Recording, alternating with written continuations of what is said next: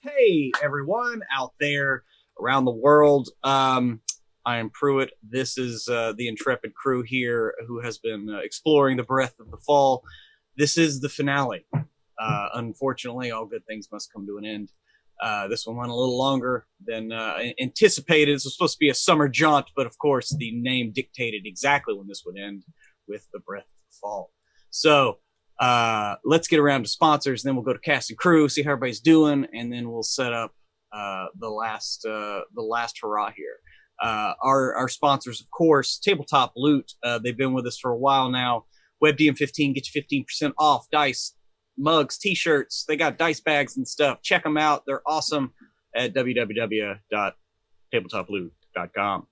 Also, D&D Beyond is a sponsor.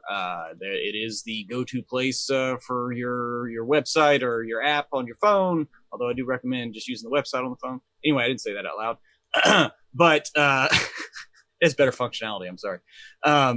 But yeah, for your D&D, all your books, your characters, DMs, you can start a campaign, share it. You can do some content sharing with that. It's one way to if the pay is a problem for you. We're also doing a big old giveaway where you can get some percentage off of some legendary bundles, and we're giving away 4. We are giving away 5 legendary bundles right now, but if you want a guaranteed legendary bundle, we can get you 25% off if you join our Patreon at our immortal tier level. Yeah, Emma's like $150. Yeah.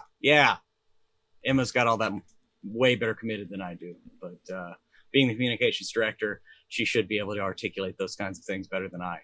So let's get around to cast and crew, see how everybody's doing, and then let's jump into the action. Starting it off with Trey. How you doing, man? Hey, man, what is going on? It's so bittersweet. The last episode, oh my gosh. I told myself I wasn't going to cry. I'm going to hold it back. I'm okay. I'm all right. But you know who isn't all right? It's Taiwu the Risen. He's a hideous nano that employs magnetism, 10 years old, extra creepy, and now he's officially hit rock bottom. You see what I did there, right? See, that's how you know I'm ready, because I got these corny dad jokes going on. My name is Sintel, and I am absolutely elated to get to the bottom of this. Yes, we shall see for sure. Kiana, how are you this evening? I am doing good. I just came back from Big Bad Con, followed straight by Thanksgiving in Canada. So I'm socially loopy, is how I'm gonna put it. But I am excited to be here with the finale of this series. I play Xenia, who is the jovial nano who controls gravity. She just found her sister again. Yeah. She doesn't know what to do next other than try to figure out what the fuck's going on. Well, I mean, that is the thing to do. Grant, how you doing there, my man? Oh, I'm hanging in there, Pruitt. I've had a heck of a week, but it's been a good one. I launched a Kickstarter, which is doing very well. It's about 75% funded, out of $14,000 so far. I'm going to drop a link in the chat. Very proud of everything we're doing with that game. Here I'm going to play Bas Lefontaine, the heroic Arcus who explores dark places, who's one of my favorite characters that I've ever played. I was talking with my friend Marcy Vellon yesterday, and they were talking about Numenera games. I was talking about how much fun I've had in this campaign, particularly because of the way it's been paced, how we were all very invested building the city together. Then we all kind of had our separate little scenes. Then we all came together, and then we've been like trapped in the fall for a very long time, which has helped deepen the character relationships. And I'm excited to see it unfold. Most definitely. And last but not least, of course, Emma, how are you this evening? I am good. I am sad to say goodbye to Zenith Dans, and I'm also like 46% sick again, new one, and so that is in part why I'm wearing a bathrobe. The other reason why I'm in a bathrobe is because I feel like Zenith Dans would pull that shit if you were on stream. Just show up. I mean, that's true. That's true. It's like my little squirrel suit. I am excited for the end of this. My one hope and dream is that I can have an awkward conversation with Ruthie and Barry again. That's really all I hope to do again one day. Again one day. That is Yeah. for sure. And by the way, I'm about 35% sick, but I'm heading towards healing, so I still hear a little stuffiness, but I'll be all right. I'll try to mute the mic if I'm going to cough. So, how does one sum up this story? Our crew here departed from the city of Aru after some tremors. The breath, which always blew up, finally headed down, took some people with it. Some rescue missions ensued, exploration down into the fall, which was before now like restricted and just not allowed at all. And then some discoveries, some chambers with people that have technology far outstripping anything that y'all have ever seen. Of course, the arm that you found that Taiwu was so attached to, or it's attached to him, I should say. But it all culminated with heading down, and after fighting off a very odd, large, kind of insectoid monster that seemed very, very focused on Taiwu's arm and Zinnia, finally were able to beat it back and finally achieved your goal, which is getting to the bottom of the fall, or at least that's what you perceived. What it turned out to be is a mirror to where Aru is. It's a filter, in fact, but this one functions and strips scrap with the actual metal bars itself being a kind of rippling liquid metal, something that Taiwu had seen before. And you were able to actually hone in on the craft that was piloted by the arm that y'all are carrying with you, that of Lieutenant Alvarez's arm. This was obviously his kind of mechanic's way vessel or mechanic repair craft that was moored here. And it was there that Zinnia discovered her long-lost sister, Xena, who had been gone for 2.5 years or so, somewhere around there, 2 to 3 years. And except to Xena's surprise, she believed that she had only been gone for about a week. And that was when some clues that had been, some temporal anomalies that had been scanned and were being researched. And some clues started to snap into place. Y'all finally got into the ship, and it rebooted, and there's a discrepancy of about 1,224 years. And that's when things really started to be like, wait a minute, what's going on here? They already knew about the singularity drive from some ship, and had pieced that together.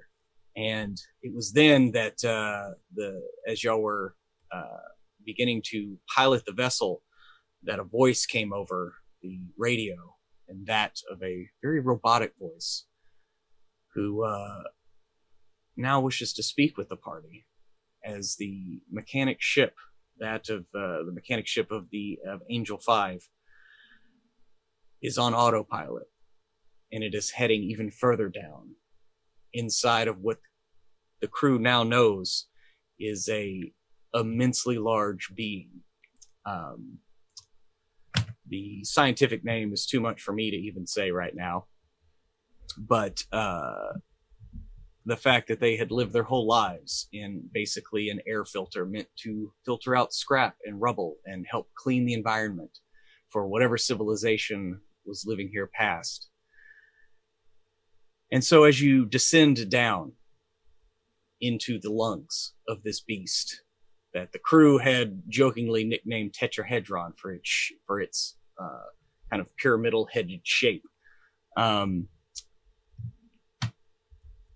What is going on in this mechanic skiff right now as you begin to descend?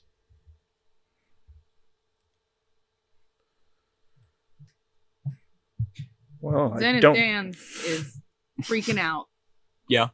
And he is doing everything he can. He's attempting to appeal to the emotion of this emotionless AI. Okay. We have an expert in emotionless AI here. Kiana, you've played a lot of those in games. No. Help us out. Give us some metagaming. No, you're going. Call me out like this. Why won't you, Grant? Mm-hmm. I think you're the best thing in the world. But it's like I was like, if I was to metagame this, what would I? Oh, Kiana's back. Yes. But yeah, that's what Zenith did. He's trying to explain that something has happened and there's a whole civilization inside of the Aru unit. Okay. After this is the thing. After this artificial intelligence shut off the radio that Bass was trying to rig so he could send out a signal, the radio has gone silent. Oh, in that case, after he said, I can't allow you to do that, Bass," and the radio goes blank, and then I'm using a cipher that I used that I've had since the very beginning of the game. oh yeah, Yes, it's called the Dream Machine. and what does it do? Device creates pulsing light, sound, or some other combination of stimuli designed to alter the brain's electrical oscillations. When the user sits within close range of the device for at least 10 minutes with their eyes closed, they enter a hypnagogic state, which allows their mind to open the wonders of the data sphere, granting them answer to a single question. I'm wondering if I could do something to, instead of answer a single question, to input something into the knowledge database of this thing.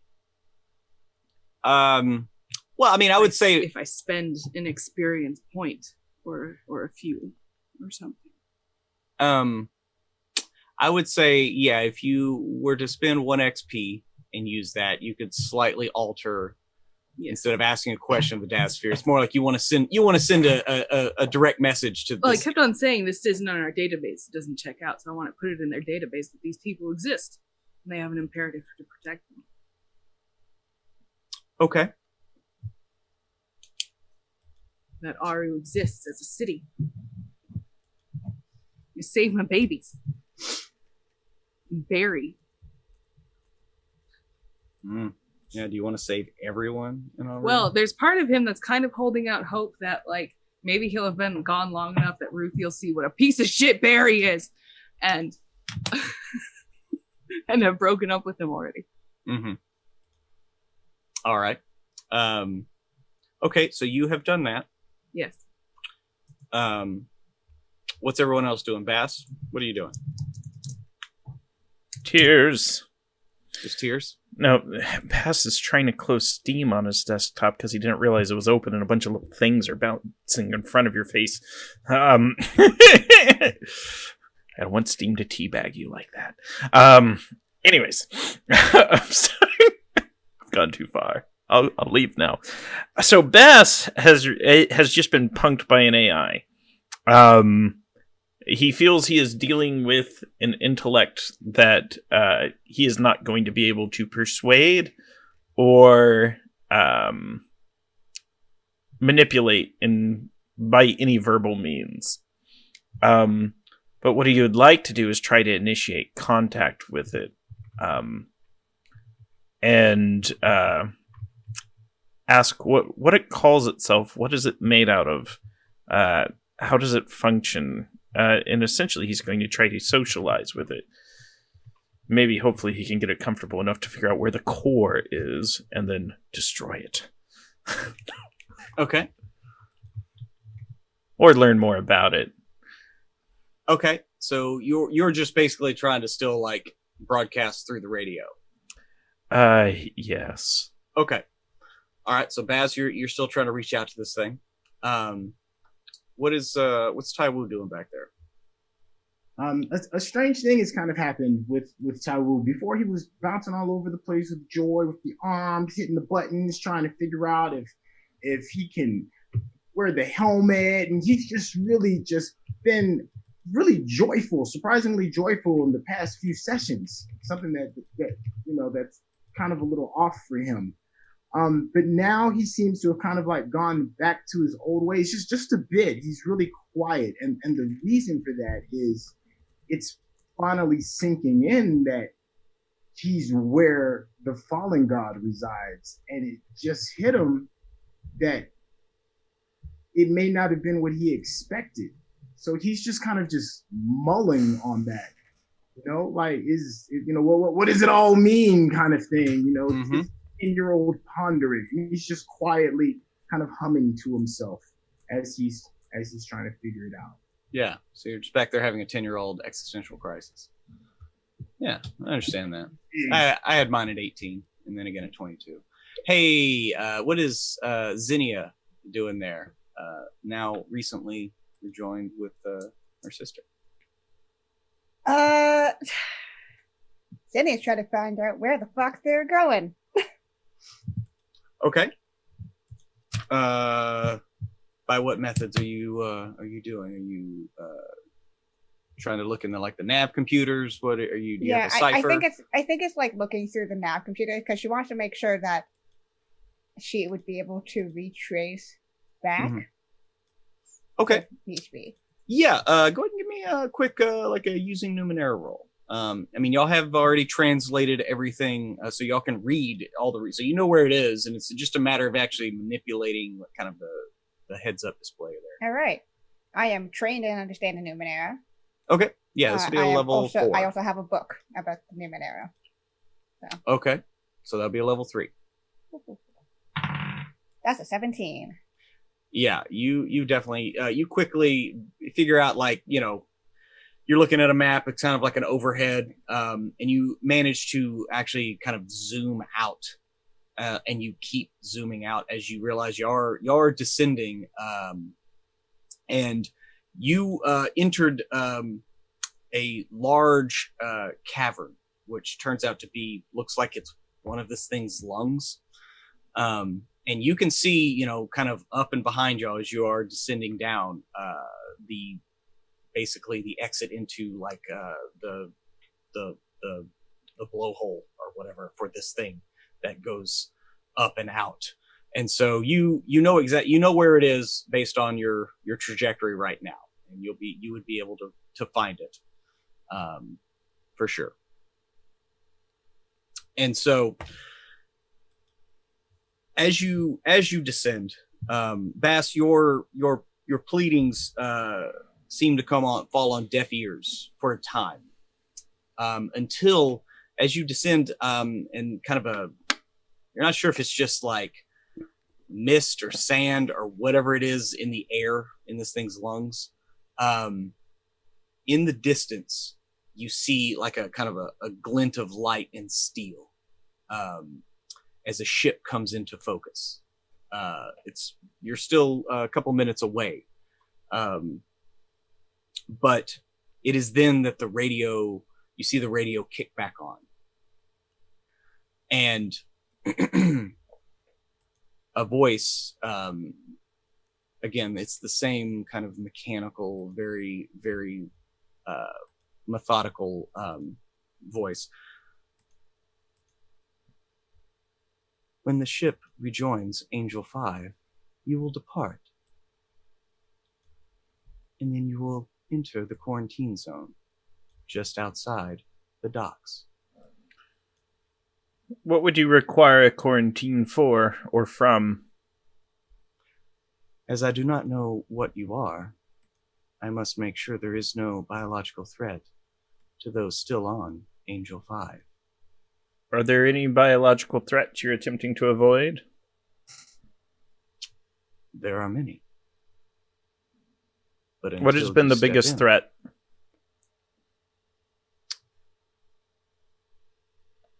It is mostly molds and bacteria. All this right. is the respiratory system of an immense being. Molds and bacteria of various kinds are in great supply. Are you able to define the term retrovirus? Retrovirus? Yes. An organism of metallic structure that reorganizes biological mass. All right. What's 39 divided by 46? No, I'm just kidding.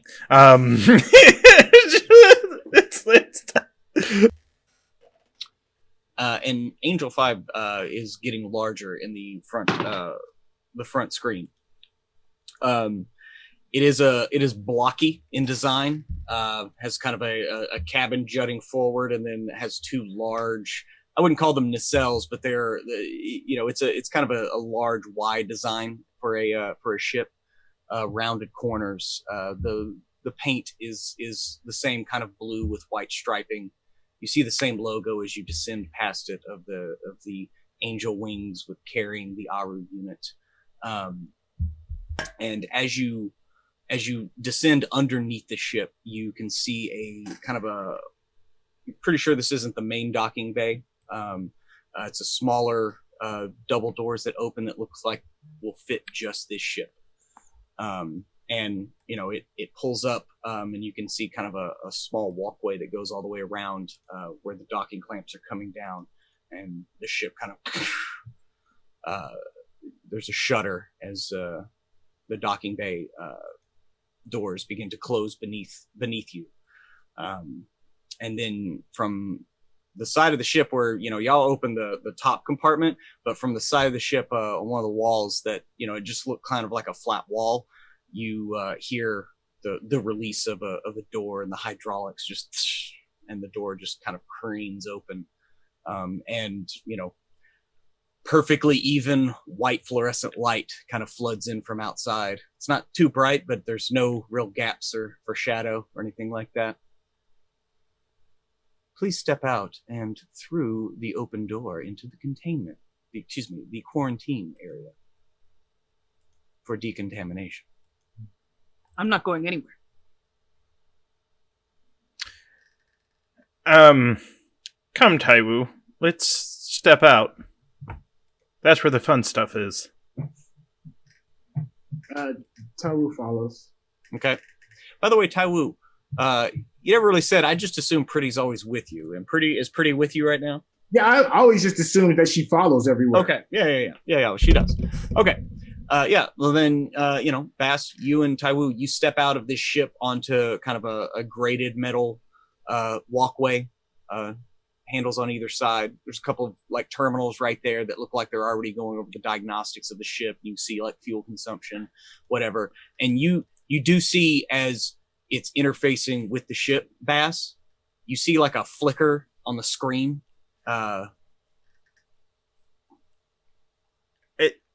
Just before I walk out, is there a chance I could spend my 1 XP for a player intrusion? Sure. I want little Z to come with me. No! He just flies over and comes with me! Not little Z!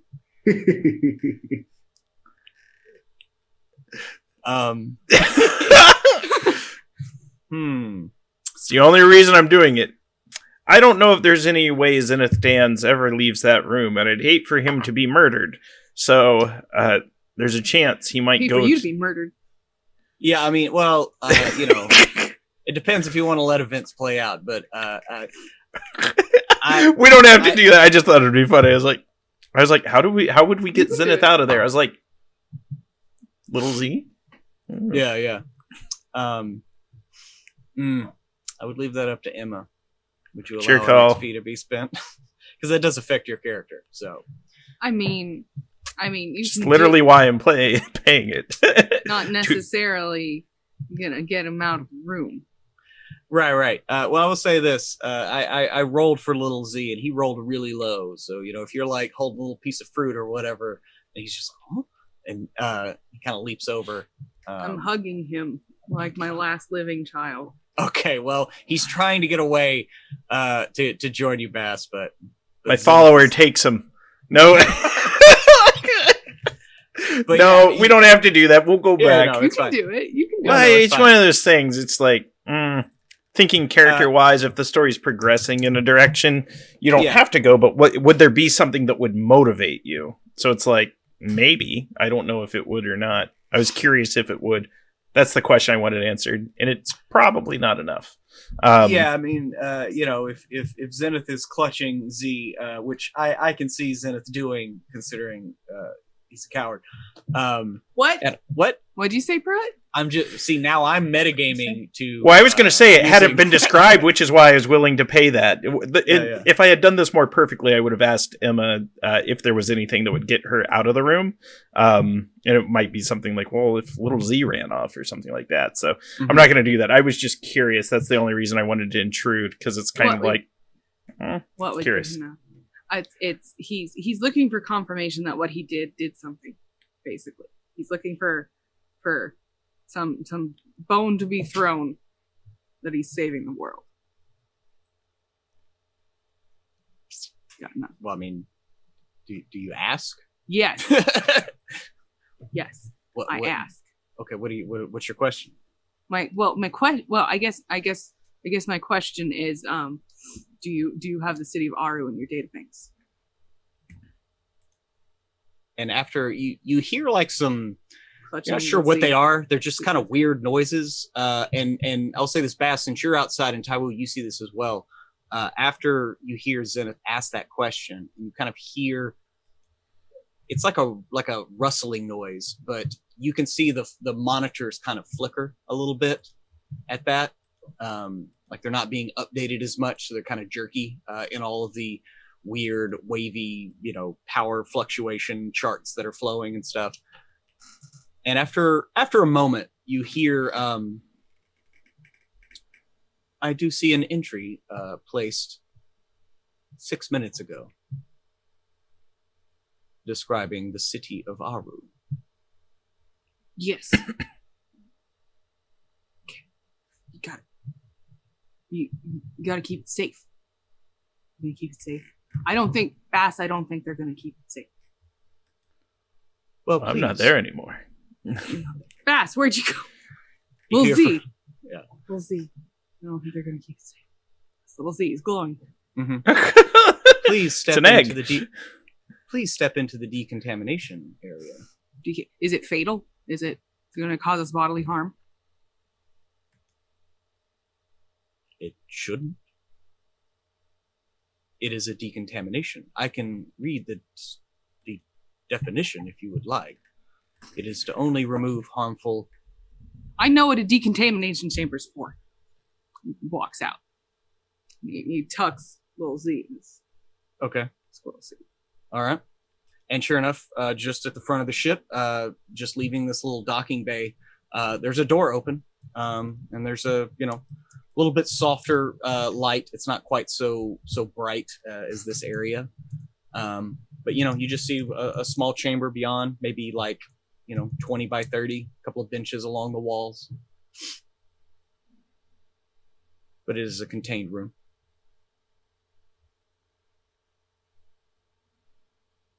Does everyone file into it? Taiwu will walk towards the door in curiosity. Okay. So you walk there and you just get a better look at it, and it just it looks like a pretty plain. It's very Spartan. There's not even like monitors and stuff. You can just see kind of like another one of those square like door handle. Like that, where y'all put the hand up to scan palm print on the opposite side of the room. But other than that, there's no kind of panels in here. There's a couple of windows. Looks like for observation from the other side. So to the players, I mean, it looks like a decontamination room. But to the characters, it's just a very empty room with some seats along the edges.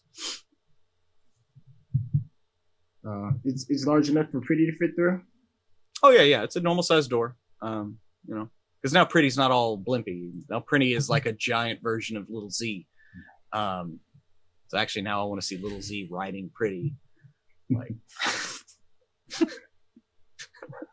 a bird flying on another bird. But yeah, I mean, Z to morph. Yeah, Taiwu's gonna walk in, and what in the world just happened? We're in Fraggle Rock now.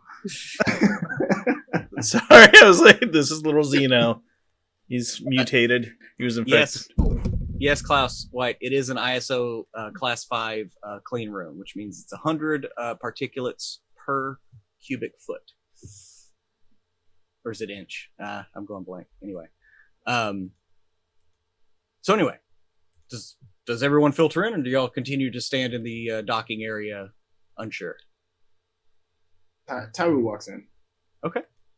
Yeah, Taiwu, you walk in. You have first run it if you wanted to sit down, but other than that, little Pretty just kind of like runs around the room and sniffs at the door, and then sniffs at one of the seats, and then kind of hops up there and curls up in the corner. And that's where Taiwu will join us. Okay. And what about everyone else? Xena, she begins walking in there and looking around. Xenia will join. Okay. And our last two holdouts? You go in Okay. first, Bass. I'll protect you. Well, Bass would have been the first person in through the door, sitting down, leading by example. Because Okay. relationships are built upon trust. It's the first thing most people learn how to do. And Bass will either be turned into like a living animated skeleton with like electro tentacle arms, or he will be treated very well by these superior life forms. And so does that mean that Zenith Dance goes in to protect everyone? Mostly Bass, but yes. Okay, so you go in to protect everyone, mostly Bass. Is this the smooching episode where like Yeah, Zip dips Bass It's at our the last end? chance. It's the last chance. Yeah, it's the last chance for the last dance, baby. Come on. And as you go in, the door behind you, Zenith, just automatically closes, and there's as you feel the room kind of pressurize. And there's kind of a hiss of air in here, and y'all smell like a clinical, almost like a cleaning agent just in the air, and your skin kind of tingles a little bit. And then there is an immense downdraft of air from the ceiling and sucked through the floor that lasts for about 10 seconds. And it is like it is cacophonous. You can't hear each other. If anybody were to let out a yelp or anything, it would look silent. But after that 10 seconds, you see a ring around the opposite door from the one you came in. It glows green, and the door kind of and just opens just a little bit, and that same voice comes on the overhead speakers, and it's like, "Welcome to Angel 5. You have been decontaminated. There were only 25 contaminants found on all of your persons, mostly the, I guess, indigenous life. But they have all been cleaned. You are free to move about the ship. I am your artificial liaison, Model 9000. Yeah, that's right. Al 9000. Believe it. Is there anything I may assist you with? Yes. Can avert the destruction of our homeland.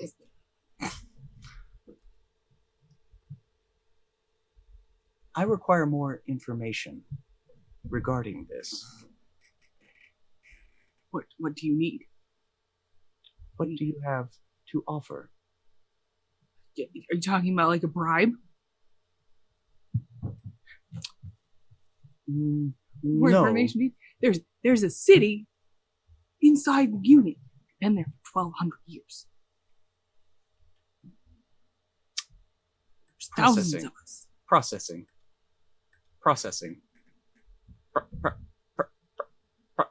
Processing. And you, like, at that, you start to see the lights in here kind of flicker. I'm sorry, but this information is obviously incorrect. No.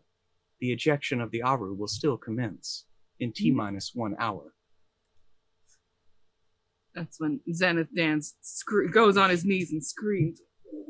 No. Yeah, you have to help. They're gonna eject the city. They're gonna eject the city into space. Into space. You guys have to help. Is there anyone that we can talk to? Like anyone else on the ship? That, I'd All like to speak crew. with your manager. low key, it's a I want to speak with your manager. I know. I was like, I know that voice. During the initial accident, the captain was grievously injured and was put into stasis so that she may be repaired. The doctor was killed in the accident. I have done all that I can to repair the captain. There is only one other alive in stasis, second engineer, Lieutenant Fry. All other crew was either killed in the initial incident or has been dispatched to help assist with the Aru unit and have yet to return. Cool. Can we then talk to Second Lieutenant Fry? She was placed into stasis for neurological reasons. Okay.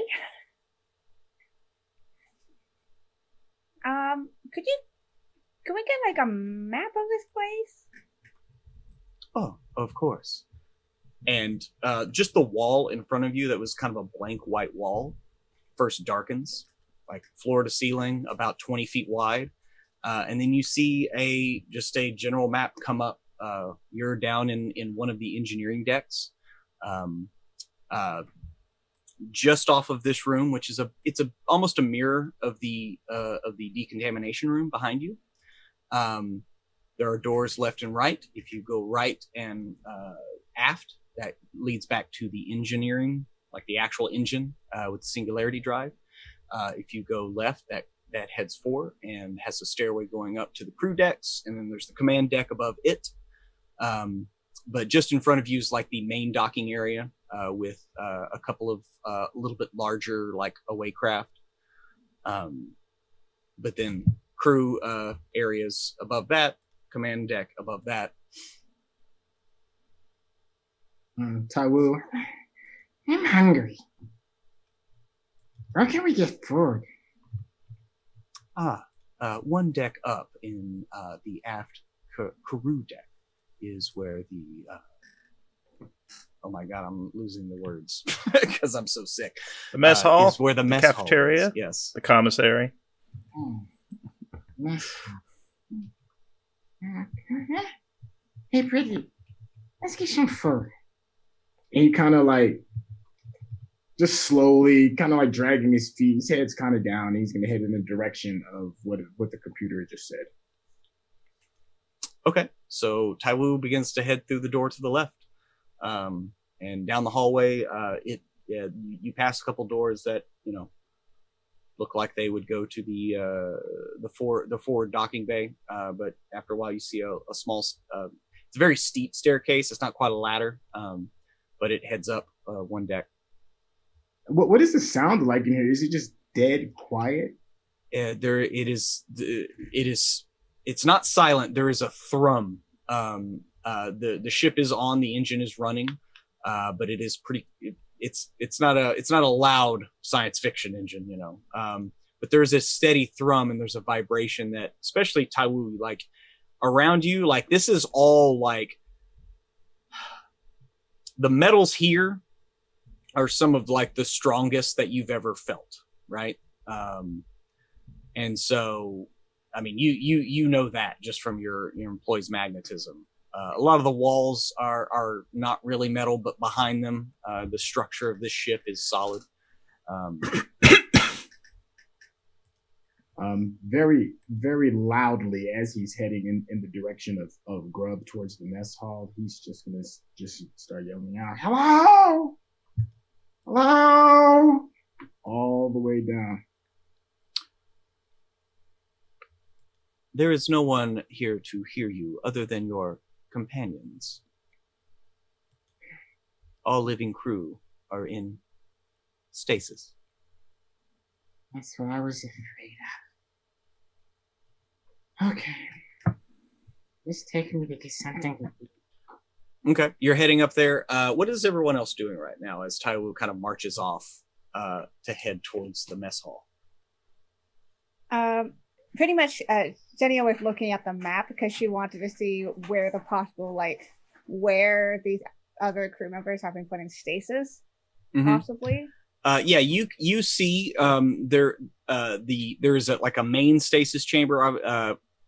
This would be where they would sleep during long journeys. Mhm. There is that up on the crew deck. There's also some small stasis chambers in engineering, and then in the medbay. Okay. But that's if you were to actually like zoom in on rooms and stuff, that's what you would see. That's where the most of them are. Yeah. So that definitely, like, she's definitely marking those in her head. Okay. Yeah. But otherwise, once she's kind of memorized that, she'll follow Taiwu. Okay.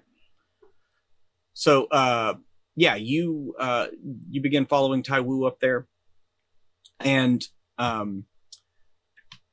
there is a klaxon that comes up and strips along the walls as you're moving up. You hear like this proximity alert,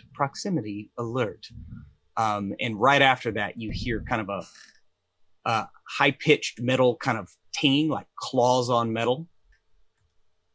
And then Taiwu, you hear a familiar noise of. But when you reach the top of the stairs and kind of look down the hallway, you don't see anything. Hello? Is there anybody here? He's gonna walk a little bit slower towards the direction of that sound. Okay. You hear another noise, like a again, and then from the overhead, you hear the voice say again, "Proximity alert, proximity, intrusion alert," and it switches mid word. Intrusion alert. Tai-Wu is going to assume it was the time warping being or creature that It's the same. You remember the sound, like it's the same noise as that thing when it was kind of warping or phasing in and out. And it's at that moment when the first person he's going to think of, even though Zinnia is next to him, he's going to scream out Baz's name. Baz! You don't say my name with that tone, young man. No, I'm just kidding.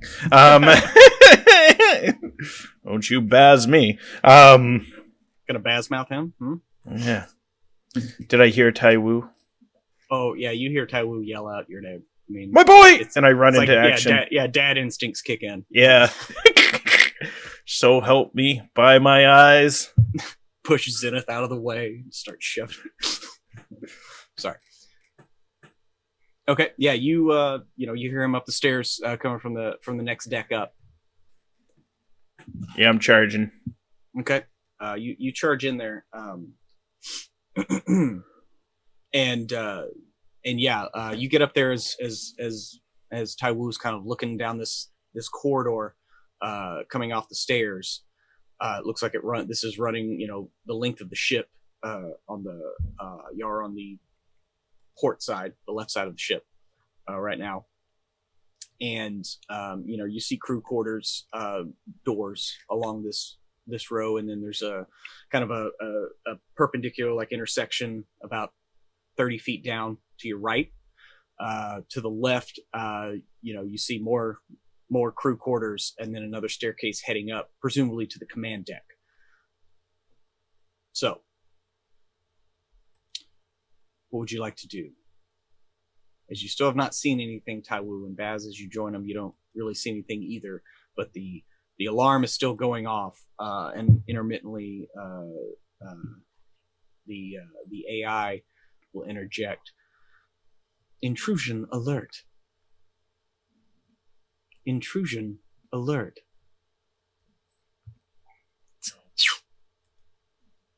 And you hear it again, like down the hallway, you think to the right. Where's the intruder? I'm calling out to the AI. So I'm making my way Down is, to the right. It is in the engineering. It is in the personnel deck. It is in the engineering deck. It is in the personnel deck. And like as it's saying this, you hear the phasing, and it seems like it's hard. It's like not able to really track where this thing is. It feels like this place is about to get very like Halo 2, where all these things are going to jump out and we're going to have to fight to the death. Which for me is just, like, make a speed check and the Bass dies, because that's the way he's built. No! Marcy normally asks, could someone knock themselves out doing this? If not, they're not going to roll. No. All right, so... you know what? I'm going to make my way to the command deck. Okay, so you're going to take a left and go on up? I think so. Okay. So, Taiwu, you see Baz heading off. We'll follow Bass. Okay. Mhm. And you hear again, you hear this noise. And it still sounds like as you're in, now that you're walking down the hallway away from it, it's definitely coming from the other end of the crew when you are able to hear it. What is Zinnia and Zenith doing? I'm gonna go to the command deck as well. Okay. Heading on up to the command deck. Yeah, Xena is like, kind of freaked out, and she has like a small, it's like a short sword, it's a long, slender knife, like a nano blade, and she just kind of has it out, like looking around. We need to hide. We need to hide, sister.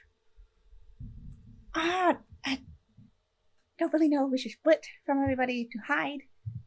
And also, and looks back at kind of towards Matt. Kind of want to go see if I can wake up one of the crew members. Where do you want to? Maybe there's a good place to hide there. Right, medbay.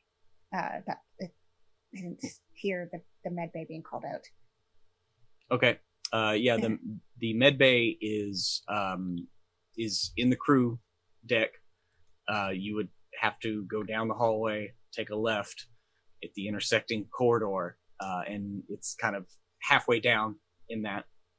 It looks like the entire front part of the ship is mostly crew quarters. The back is medbay, and then the mess hall after that, and then some science, different science things like that. So yeah, but it is the direction that you hear like the morphing, Okay. or the transitioning, the phasing. Medbay. Is the stasis pods on the crew deck as well? Actually, yeah, no, yes, they are. Okay.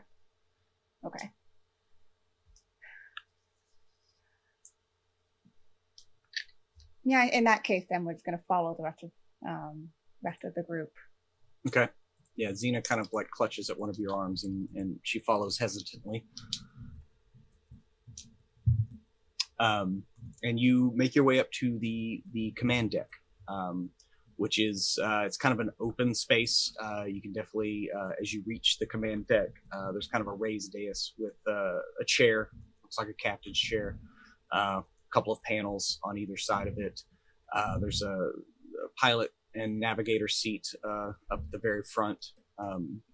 The front glass actually of the ship is like covered over with like some kind of shielding or armor, so you can't actually see out, but it's still it's softly lit mostly by the computer panels and some soft kind of orangish light around the rim of the roof. And up here there's more than a few terminals in the back for other systems, and then a doorway that leads further towards the back of the ship. Where would you like to head? What are you looking for?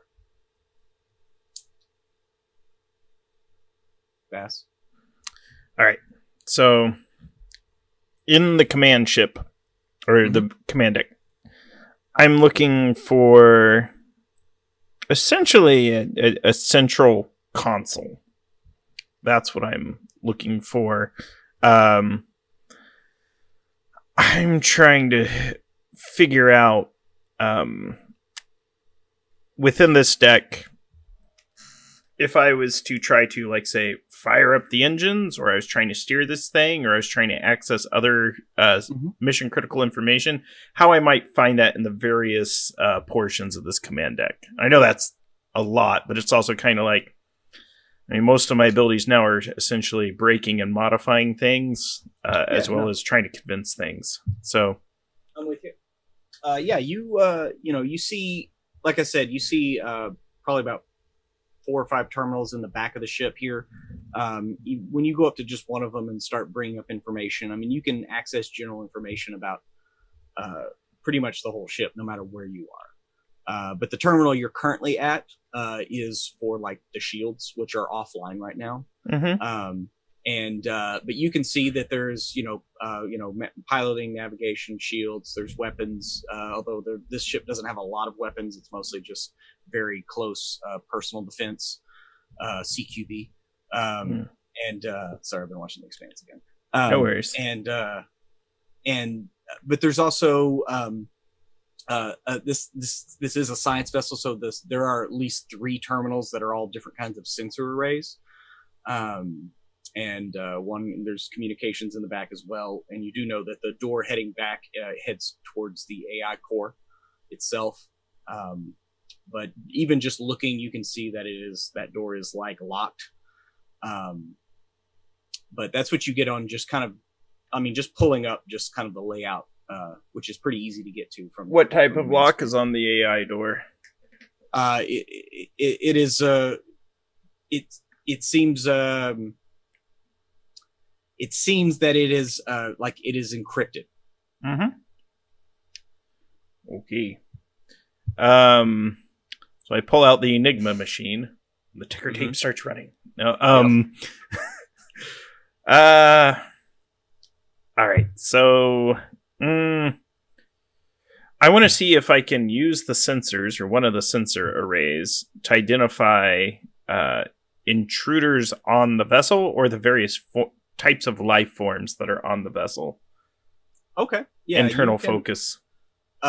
So you can do a general check for some of the information. For all of it, I'm going to need a roll, though, because initially, as you start looking up, you can see all the life forms of y'all on the command deck, and you can even see Pretty and Little Z as separate little blips, like it reads everyone separately. You can tell that in the medbay, there is a life form in stasis, but their readings are very odd. And there is another life form that is in stasis down in engineering, but they are just asleep, sedated. But you're getting like a ghost image, and this is where you're gonna have a roll if you want to try to pin it down. Yeah, this is the fun stuff. Yeah, I love sensors. Just like, let's switch from infrared to thermal to Doppler. Let's try all these different things where it's like, oh, I'm gonna pin this down and I'm gonna track the pixels. Okay. So yeah, let's go ahead and do this. This is going to start out as a level 6, because you are literally trying to do a full sensor sweep, and the only reason it's such a high level is I assume you're trying to do it with some measure of haste. So go ahead and do that. So we'll walk through my skills. Yeah, go ahead. Okay, yeah, let's go ahead and walk through your skills, but I was going to offer a bit of a GM intrusion here. As you're doing this, let's take the GM intrusion first, just because that's fun, and let's give Xenia an XP. Okay. Because when Bass dies, I'm counting on Kiana to kill the. Yeah. No. So you're typing all this information in, and you're running through all the spectrums and stuff like that, and you can feel just like this is using a lot of the RAM of the computer, right?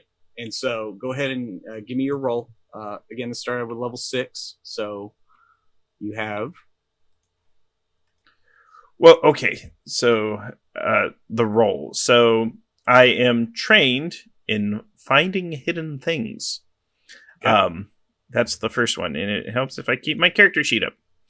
The second thing I have is I have my super infiltrator in training in using electronic devices.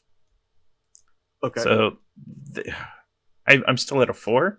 And then, because I have 1,000,000 intellect points, triple effort! Because I have 3, an effort of 3, and an edge of 2. Okay. Yeah. So that'll bring it down to a 0. Oh. Right? Well, you have... No, 3, so I still have 1 left. Oh, okay. Sorry. And with my last rolls, I've gotten like 2s, like 3 or 4 times. So all you need is a 3 or better on this roll. I mean, what could go wrong? Cue the universe. Go ahead and roll.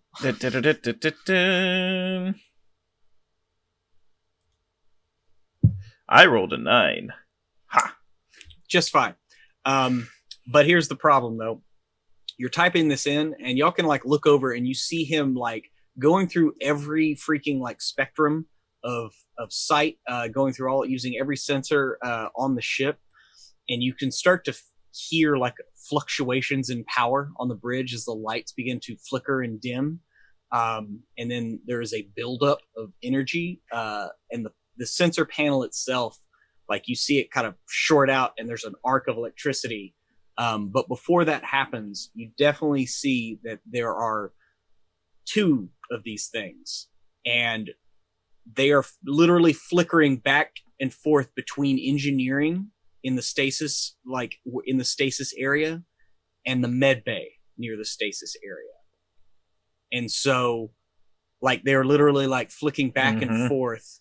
And that's the problem. But like, they're not, from what you can see in the few seconds of actually observing them, they're just going back and forth. Like, they pretty much came after you, Taiwu, and you, Zinnia, pretty hardcore, right?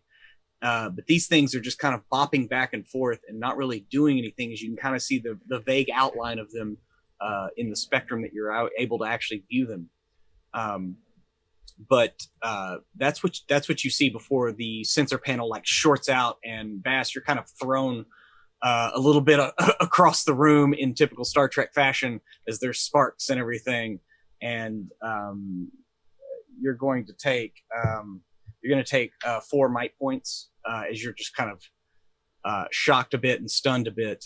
Yeah, you're just going to take 4 damage. Are you still alive? I'm still alive.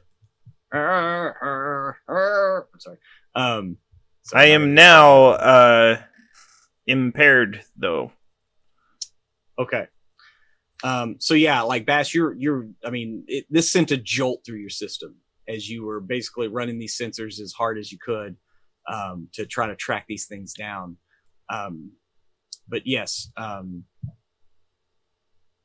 then over the overhead, usage of the sensors is going to be impaired for at least 4 hours while I repair. There are 2 beings. Thus far, I have been able to thwart them with a personal defense shield around the captain and engineer.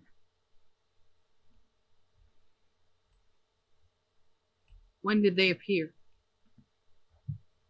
It seems that they followed you here. Followed us. I have not been able to ascertain their origin. Taiwu's gonna just blurt in, I think they want my arm. And with that, he's intrigued again. He's probably gonna start, when he typically does, and start pushing familiar buttons. Mm-hmm. Okay.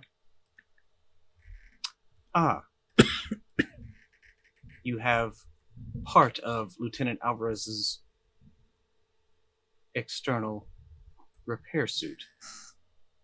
Yes, I have the good part. How did you acquire this? Alvarez left it? It's like finders keepers. And whatever the fallen gives, we take. You don't want land, do you? It is property of the crew of the Angel 5. No. This is mine. The fallen god gave it to me, and it is mine. I do not know of this fallen god that you speak. You do not know of the fallen god. You are here with him. This is his home. And I'm not sure if he would want you here. Ah, if you are speaking of the entity in which we are currently contained, he did not want us here when he woke up. But that was over 21 days ago. Wait, he's here. He's away. He's gonna look at Bass. He's away. Where? Show him to me. Where? My hair's like spiked. My eyebrows have been singed up. Wait, I'm bald. Sorry. Well, it forced you to grow hair that then got singed off. Yeah, I've grown like pink sprigs. They come out. They're like asparagus stalks. Just kind of bobble. Where do you think they are, Taiwu? Yes. The voice says he's here. He's awake. And he didn't want this. The voice said he didn't want this. And we're here. We're going against what he wants. This is not good. This is not good. Well, technically, he awoke during implantation of the atmospheric recycling unit. He was then put to sleep, in which he has slept, but the unit itself is apparently stirring him from his slumber. Hmm.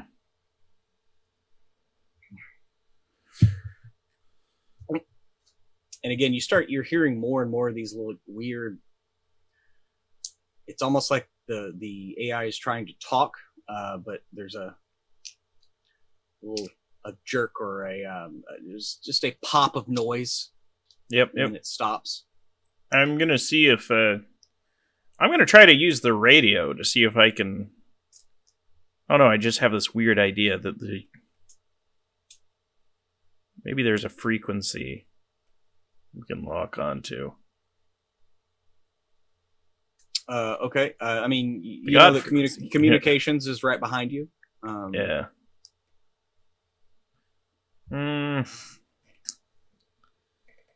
So, Taiwu,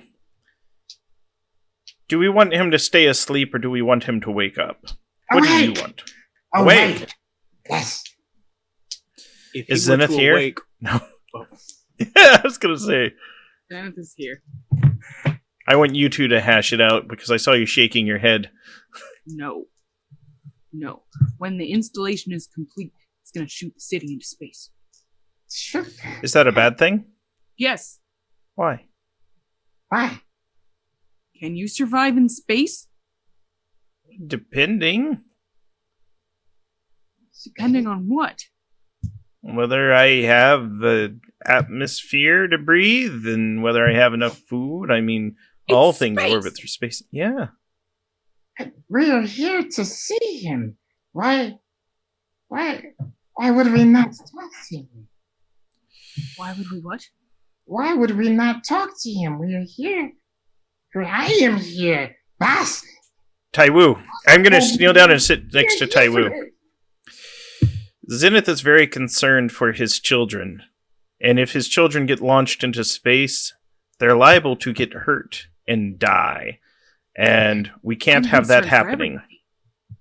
For everybody we know. Even Barry. Even Barry. Even Barry. Even Barry. Even Zenith's blood-sworn enemy, for whom he has this strange attraction for. He's not exactly my blood-sworn enemy. I'm definitely not attracted to him. But Not your type. no. No. Uh, Soccer coach is not my type. Boss pulls out his notepad of Zenith's possible attractions and scratches Barry off the list. Playing a weird game of Clue the whole time. Extremely long list.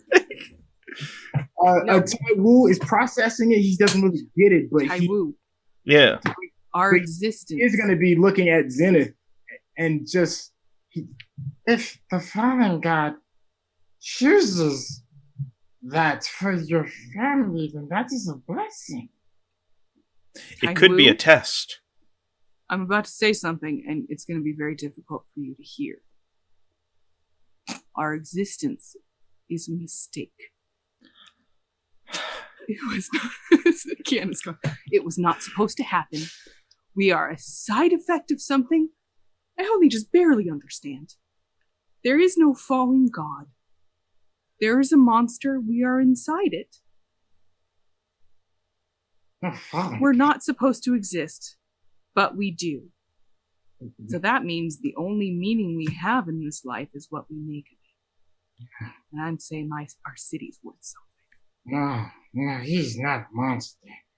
No, he's the reason. There is no other reason. There is no other All right, reason. time out. I'm really worried for Emma's character when the fallen god actually does appear and says, "Say there's no god, eh?" And like takes your head and pops it off your body. Sorry, you. That would be that would catch me off guard. Intrusion. We'll see. We'll see. There might be a thing. Don't think it's a god. What are you saying? Are you trying to keep him asleep? Yes. So here's a question, and this is for you, Zenith. Yes. Would you say, if the creature awakens, it would have complete control over all of our fates? I don't know if necessarily it would. I know that when the process of installing the unit is complete, it ejects the unit into space.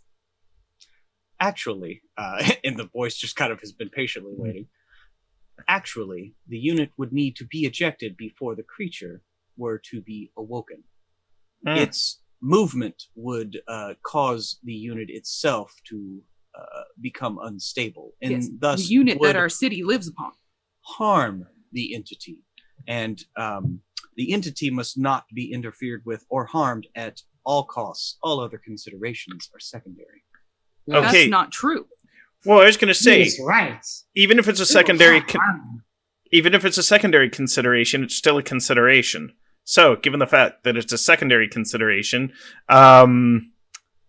what would be the best course of action to evacuate sentient life form off of it safely?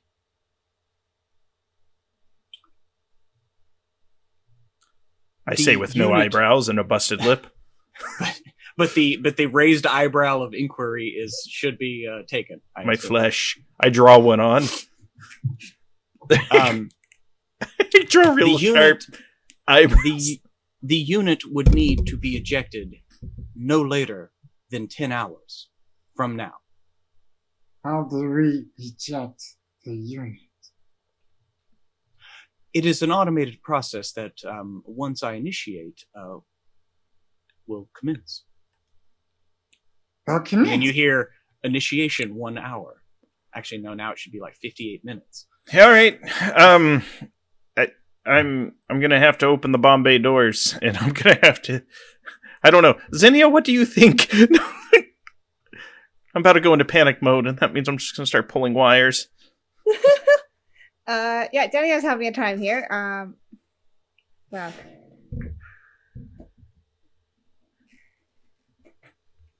I think that she might want to try to find good old wherever the main CPU is. Was that the AI core in the locked door? The AI core is behind this door. You see a door flash. It's encrypted. At the It's hard back to of the get room. into. Okay. Access to the AI core is only for command staff only.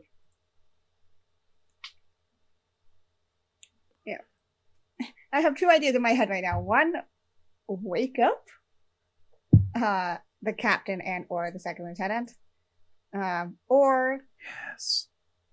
Guns just to their head. no. We all know what needs to be done. No, we bring them in and then they open it. Sorry. Or try to get into the main AI core. I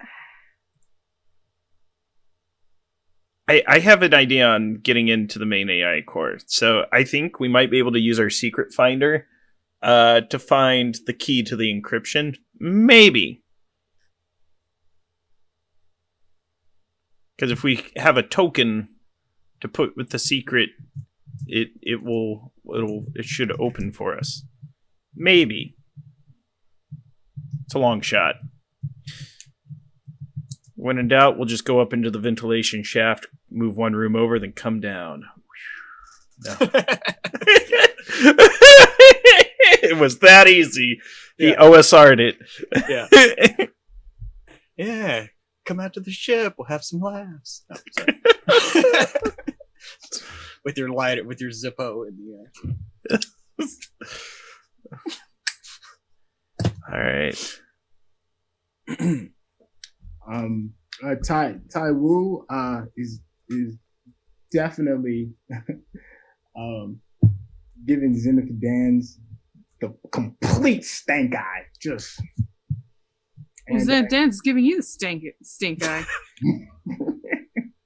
And now you really are like Daniel Stearns in This Is Home Alone, and you're just staring down. You hit me in the face with an iron. you filthy animal. Yeah, and it's just the stank eye, and he's just anyway, you're right. You are not hurting. I'm not saying we should. I'm saying we should leave it alone. We can keep everything's been the same for 1,200 years. We can just stay. You can just stay. It'll be fine. You're here to see. I will see him. Computer. He's gonna ask the computer. How can we speed this up? Clock ticks. 15 minutes remain. You He's would just, like to Tawu increase is the just initiation absolutely time? frustrated and confused right now. The countdown could be commenced earlier with command approval. Command approval. And the light bulb goes off, and the captain is behind the AI door. Correct? No, the captain is down in the med bay on the command or on the crew level, one deck down. That's where, like, when y'all were doing the sensors, like that's where there was. Well, I guess I gave it away, but it's obvious. The captain was hurt. She's in the med bay cryo unit. Right. And that is all the inspiration Tawu needs. He is headed in that direction to wake up the captain. Okay, so Taiwu runs out of the command deck and down the stairs. Does anybody follow? Or Yep. okay. Yeah, you. Taiwu, I assume you say when you run, you're running. Yeah. You. Go ahead, Bess. I was going to say, I'm more comfortable with just Xenia doing it, because she has this kind of power over Taiwu on occasion. I think she's our best bet of getting the commanding officer out. I think Zenith and I are going to have to figure out, in case that doesn't work, if we can get past the door. Okay. Okay, so we're splitting the party. Cool. Yeah. Awesome. Need a break from this kid. That's Cypher. No. Hey, splitting the party is where the fun happens.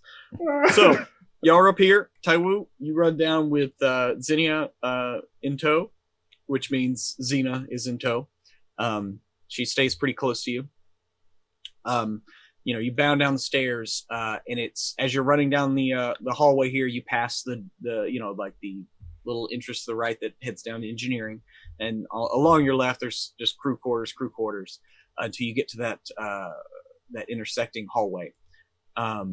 And you look down it, and about a good 50 feet down on the right, there's a door, and on it there's a like a little red cross that signifies the med bay. But you do still hear that like that phasing noise of those creatures. Does Tai Wu, he knows that Zinnia follows, right? I'm assuming. Yeah, you can hear Zinnia behind you. Yeah, that really makes Tai Wu happy. I knew you would understand. Even though he's aware of the zipping, he's still focused on trying to get this door open. Okay. Yeah, you go up to it, and I mean it opens automatically as you arrive to it. Help me wake her. Yep. All right. Okay. And you enter the med bay, kind of directly across from the door that you enter. It looks like there's a little like kind of an office area. Looks like a desk with a bunch of screens behind it with patient information, x-rays, all that fun stuff.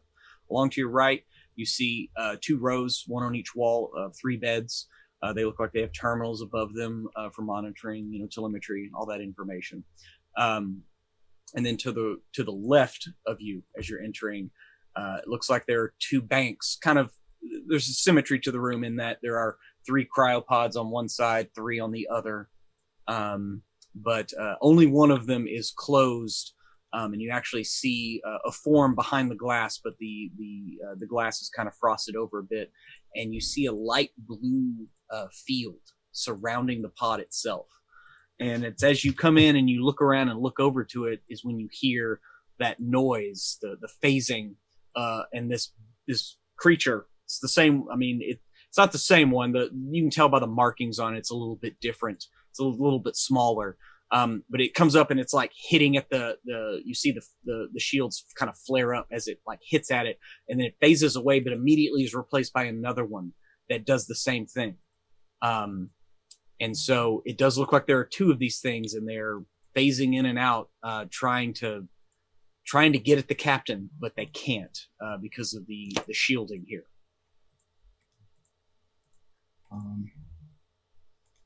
But I mean, right now, as y'all come in the room, it does not look like they take notice of you.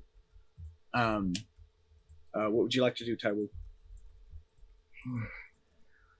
Tai Wu would first, if he knows that those creatures are hitting or have a fixation on that pod, he would try and associate that with that same fixation that they had towards his arm, and he would just look at the arm and see if there's any similarities between his arm and the pods that they are pecking at. Well, you can see that the captain has it's not armor like the arm is, but there are pieces of various technology on her torso, one on one of her arms. You're not sure what they're doing. I mean, the AI did say it had to do extensive repairs, but you do see that. I mean, it's made of similar metals. I mean, this arm is from this place, right? Mm-hmm. And so is the captain. But yeah. So he would look at Zinnia. We have to save her. How do we save her? They don't see us. And he's just gonna look just like, please help me with this. That's the look. It's the puppy dog look. Yep. Giant glistening eyes. Yeah. Zenny is looking for a terminal or something that is connected to this pod with a shield. Yeah, I mean, there's a terminal on each end of the row of pods. So one over across the room, and there's one just to your left along the wall that you're entering the room on. And so, yeah, I mean, there's a terminal on each. Of course, the other one would put you like almost right next to the pod where these things are warping in and out, which is still, across the room just a bit, a short distance away. Yeah, okay. And they're just kind of incessant right now, just like... No, like when they came after y'all, it looked like a creature that was hungry, right? Like they came out after y'all with like fervor and they ignored everyone else, right? Right now, these things are like, they look like they're rabid. Like they're not foaming at the mouth, but just like at the way that they are like, just like how quickly they're phasing. Like, I mean, it's like, I'm not sure how to describe it other than like they are possessed by a hunger and desire far greater than what y'all saw before. Cool, great, love it. Okay. But I mean, this is, it's a med bay. It's got, terminals there. There's scanners everywhere. So what would you like to do? She's gonna pick up something close to her and she wants to like throw it all the way to the other end. Okay. Like where the beds are on the other end of the room? Yeah, she wants to try to distract these things. Oh, okay. Yeah, you throw it to the other end of the room and like they don't notice. Okay, cool. Yeah, they're still just trying to get at this captain. Like they're hungry. They don't even care about us. Hungry for... they want something. The last time they wanted something, they wanted over your arm, and she looks at herself. The one, and Xena speaks up, she's like, the one that came after me was kind of like that. What was it looking after? What was it trying to go for? Everywhere I went when I was hiding from it, it was following me. Okay. And you see her just kind of looking around the room too, like, I mean, what are they? I don't think they're sent by my god. They wouldn't have attacked me either. No, this is something different. And remember, Taiwu, it didn't attack you. It was trying to grab your arm, like the extra piece.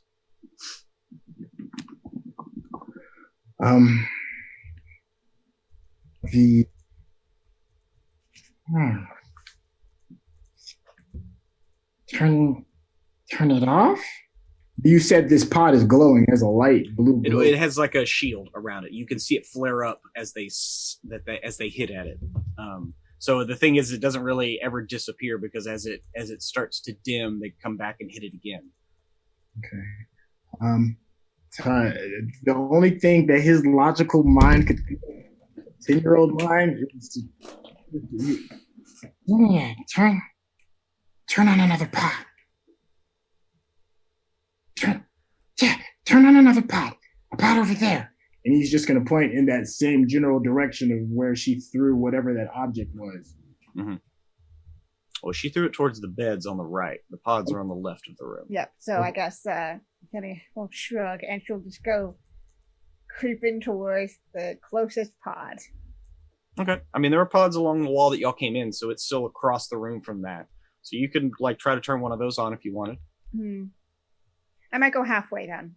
I don't want to bring it like right to her feet. Okay. Yeah, it's just gonna kind of weave through them and get to kind of a midway one. Mm-hmm. Well, I mean, there's one terminal that works all three pods. Okay. So you don't have to actually go deeper. It's it's like right there next to you. Cool. So yeah. Okay. And you're just trying to turn one of those on? Okay. Mm-hmm. Yeah. Are you trying to turn the pod on? Or are you trying to turn like the shielding on?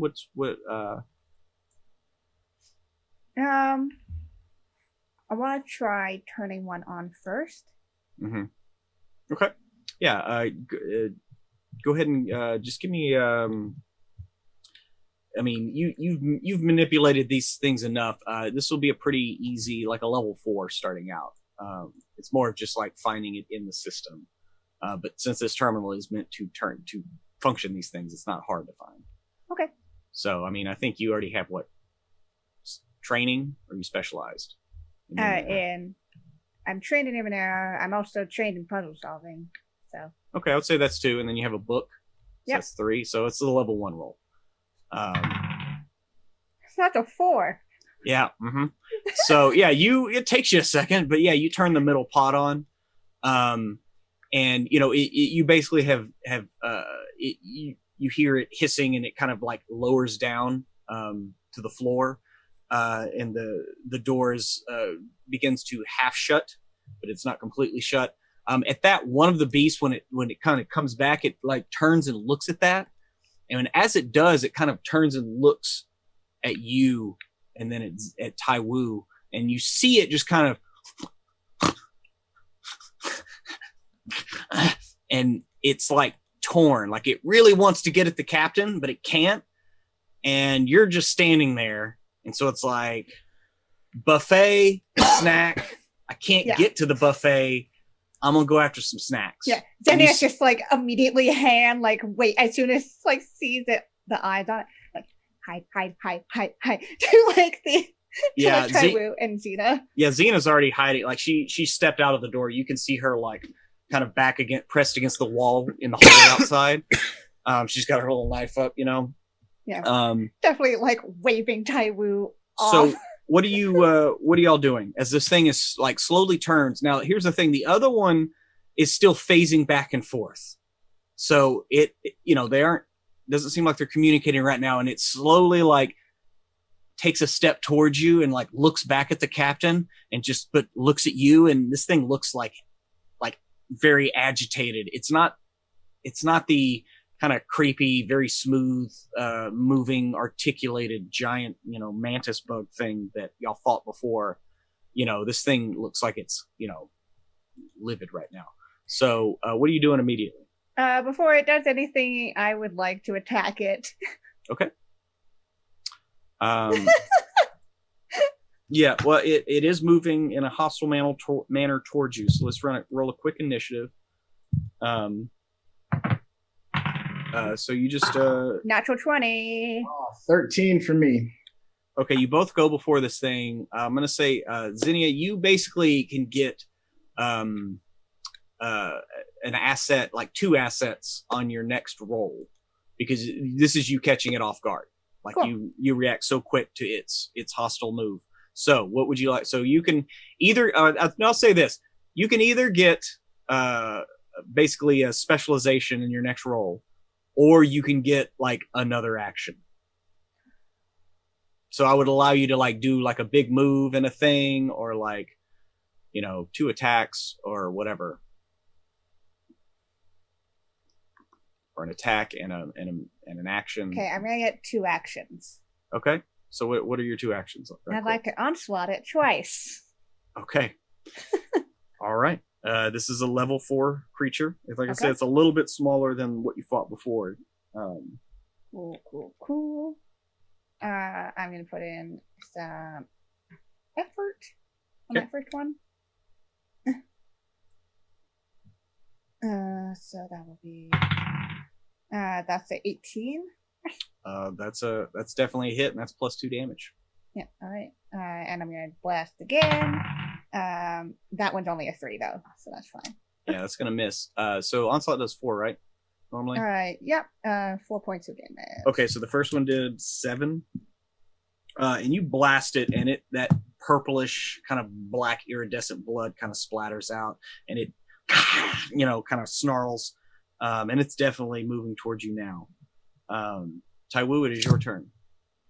As a natural, almost a reflex, Taiwu is going to use push, because he knows his friend is in trouble, and I don't think it's an area effect though. Oh, it targets one creature.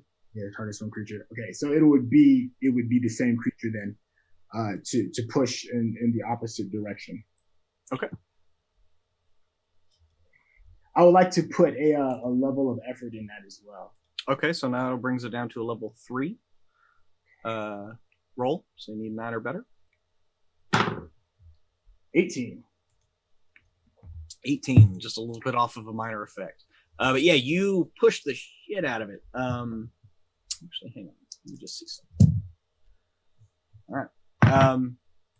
Yeah, so it does not tumble into the other creature that is phasing back and forth, which might be a bit of a blessing because that creature still is not paying attention as its counterpart slams into the wall and kind of hits the ground. And it's a little stunned. So it's kind of, shaking itself off and scrambling back to its feet, and coming back across the floor. Let's see, what is its movement though?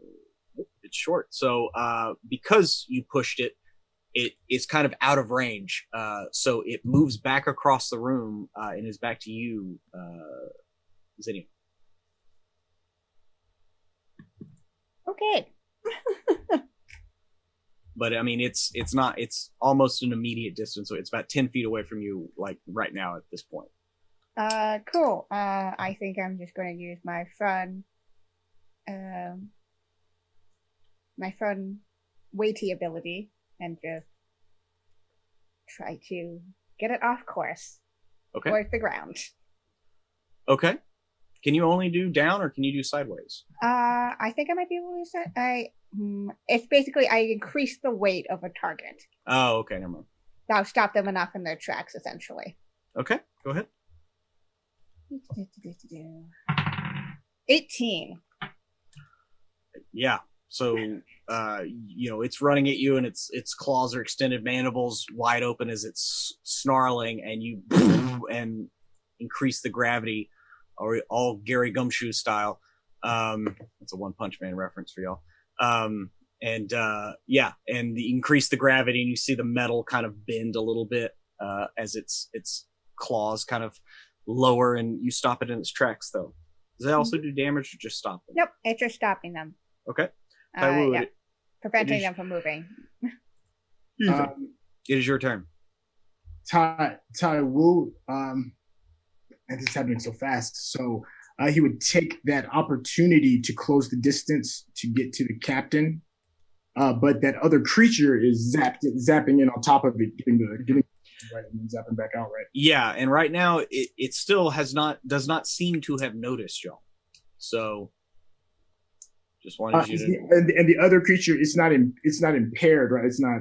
Well, it's held right now as Zinnia's increased the gravity, so it's about 10 feet in front of her. Still, like it was reaching out. Now it's kind of pushed down to the ground, and it's still snarling.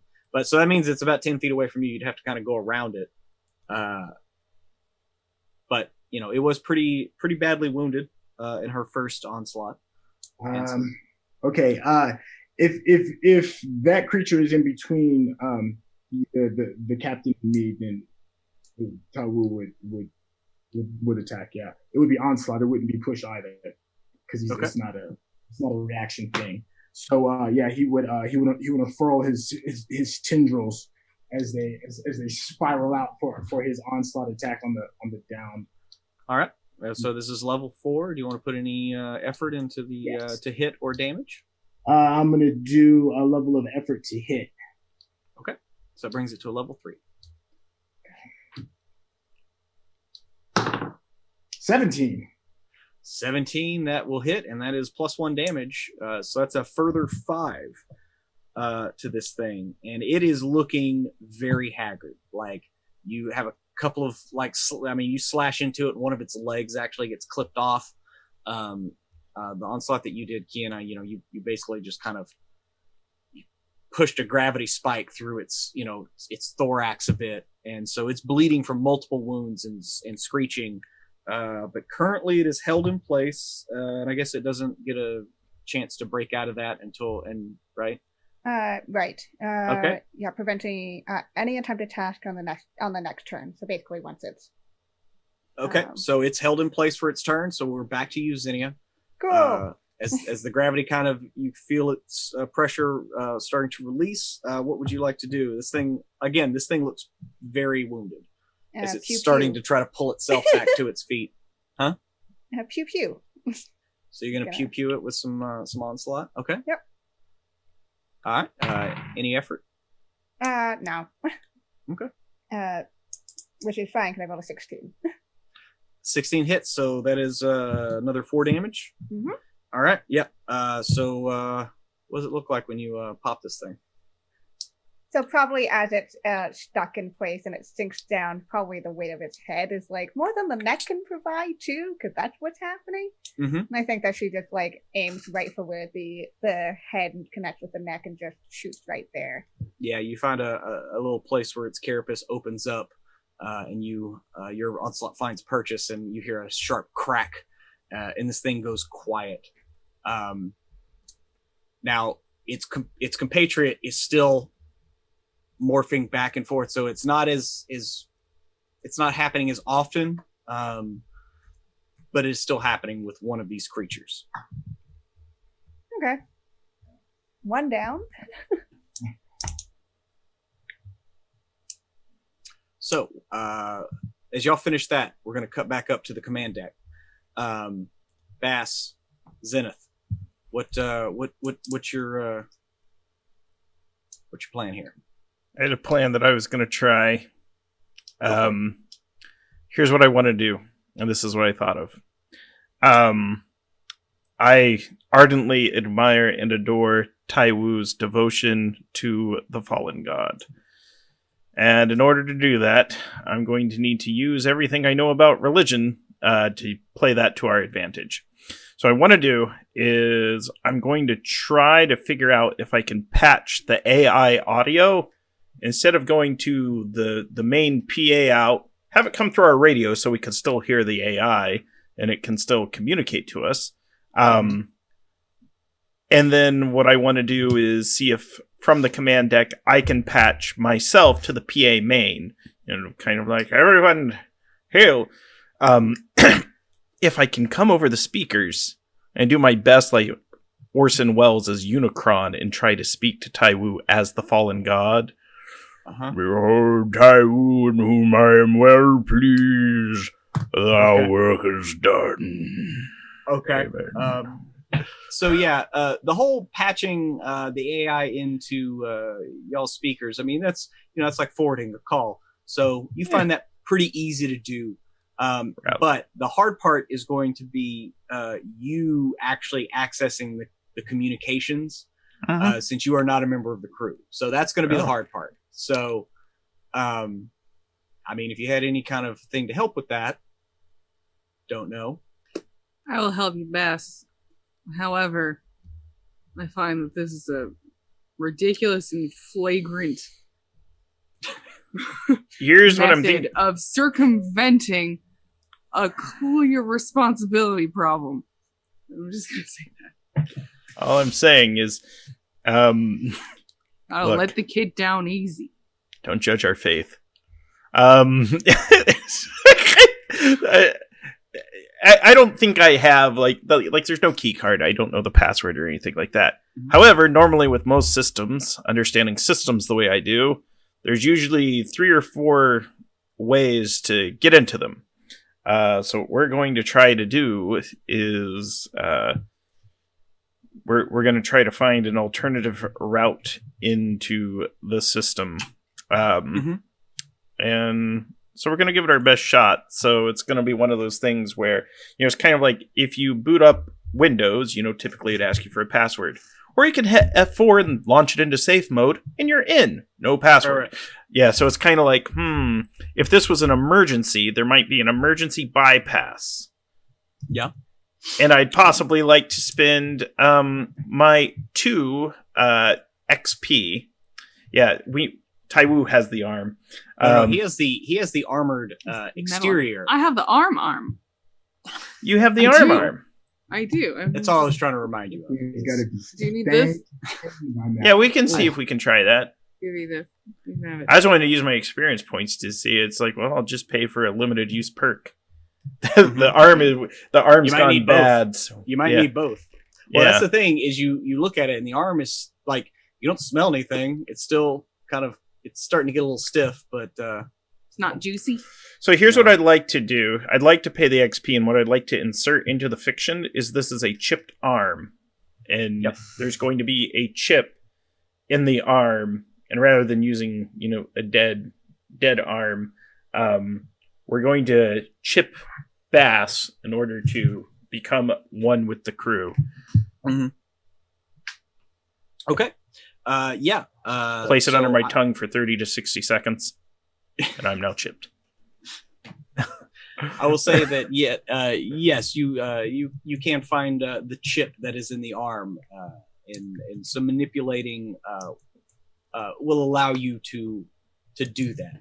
I'm still going to need a roll though. Yeah, I using totally the chip of a crew member that the ship does not know or doesn't think is on the ship. I'm all about rolling these dice. And so go ahead and get this is going to be a level 5 roll. Okay. Starting out, in order to kind of bypass the emergency system's on right now, so that's in your advantage. Yeah, and I do have my training in bypassing as well, which would lower it to a 4. Mm-hmm. I'm going to do another triple shot of effort to lower it to a 1. However, because I'm impaired, there's going to be additional cost for that. So can I assist in any way? I mean, describe how you are assisting in the fiction. How am I assisting in fiction? I mean, I can do things on computers as well. Is it your current obsession? What's today's obsession? His obsession, his current obsession is is to figure out what's going on. It was the same one, and now he's kind of like achieved that. Okay. So what your obsession now seems to be doing anything you can to save the people of Aru and your family. Yes, that does seem like his obsession. Okay. Right now. Yeah. So it might seem counterintuitive, but getting Taiwu on your side completely might help with that. That's true, and yes, keep counterintuitive to your principles. Get all the attention back for all the fucking adults in the room. Yeah. I would say this. If Baz was counting as an asset to lower it by 1, I would only put 2 effort in, because I still want to roll, right? It's like, I want to roll a 1 and get the worst intrusion and die in this moment. Yeah, this is drama. Save a little of your intellect pool, and so this is a level 1 now, and so you need 3 or better. Well, I rolled a 3, Prue, so I did it. You did it.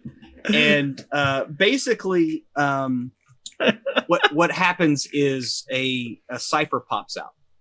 Like you see a piece like pop out pest dispenser.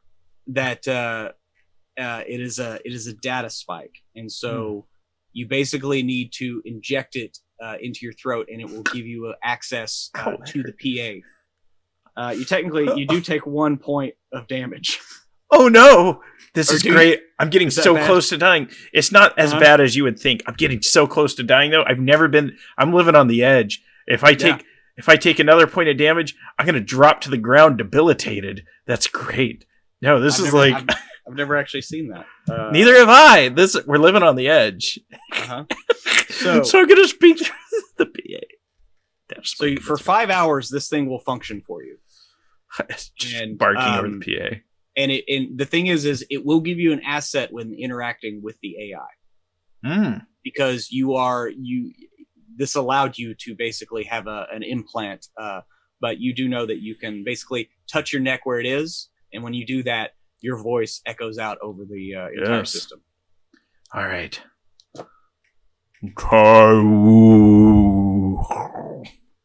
And so down in the medbay, Taiwu, Rosebud frozen peas. Y'all have just killed the first of these beasties, and what does he hear? Taiwu, the work is done. I am the fallen god.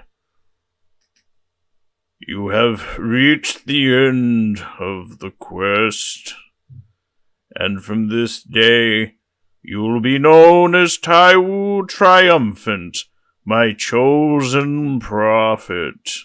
However, a prophet until you reach the age of 18 years must hearken to the voice of Zinnia. the patron mother of our faith. I let go of my neck.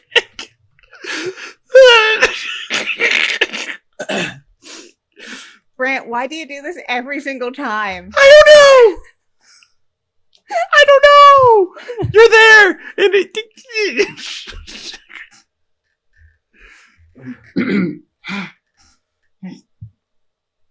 I succeeded, but I can't see you. All this way, all this time for you. Close your eyes and envision me as you always have, and that is the gift of sight. For to truly see me is to see me always, even if I'm not there.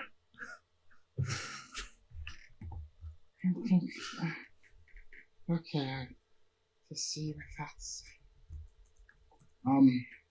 And how far away is Zinnia from Taiwo? Because I know we kind of closed the distance a little bit.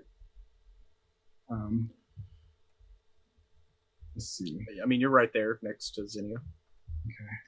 Okay. He's going to grab her hand and look and say, I am to follow you. I am special, but I am to follow you. But whatever you want me to do, I will do. Can we kill that other motherfucker? Sorry. Slay thy enemies, save the crew. Save the cheerleader, save the world. Yes, I hear you. Yes, my lord. Yes. God damn it, I wanted to see your ass. Shit. If you can, this is gonna be like an Emperor's New Clothes thing. You can't see me? I'm never talking to you again. No, I wouldn't do that. We'll see. You'll probably see the god. The false god will be slain. I've only got like 3 health left in all my pools. This is great. Taiwo believes, and he obeys. More importantly, but he's still well aware of the threat. So, yeah, Zinnia.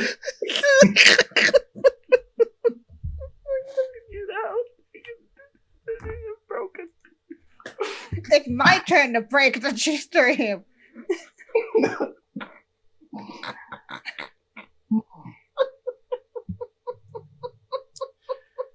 I'm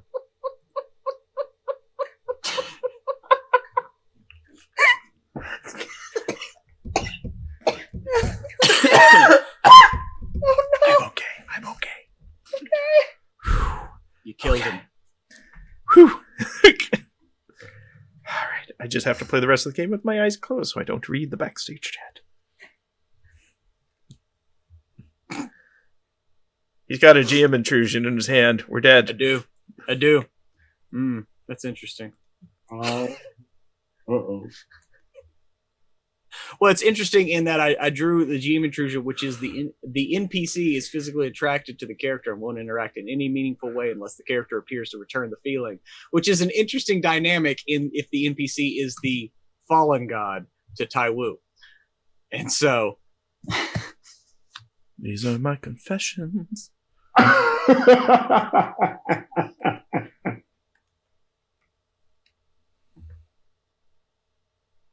So...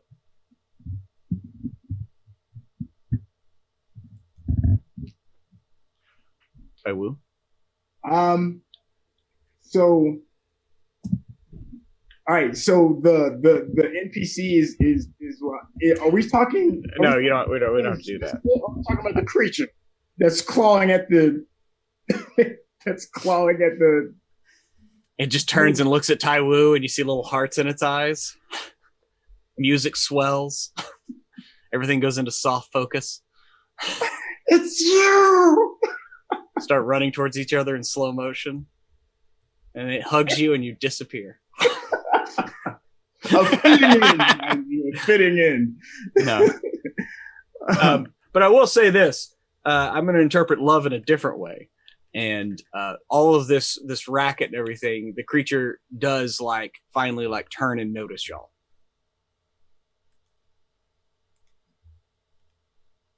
Now that you're in the room and there's this booming voice coming over the overhead, and you're reacting back, so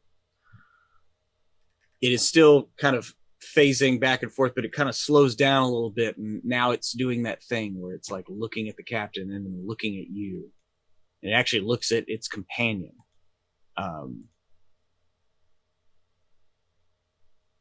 And first, yes, it phases over and like grabs its companion and disappears.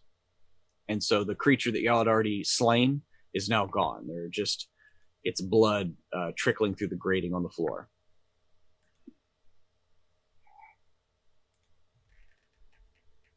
Captain? Can we? And right now there's a gap. Like it has not returned yet. Tau is still not necessarily going to wake the captain to kill the world, but just to wake the captain to get some extra help. Okay, so you want to try to go over to the panel next to the captain? Yeah, but all the while he will be like looking back for confirmation because he's supposed to listen to her. So yeah, I didn't have success with as you did, Zinnias, with opening the pod, so I'll probably need some help. If someone look back, she should be out free.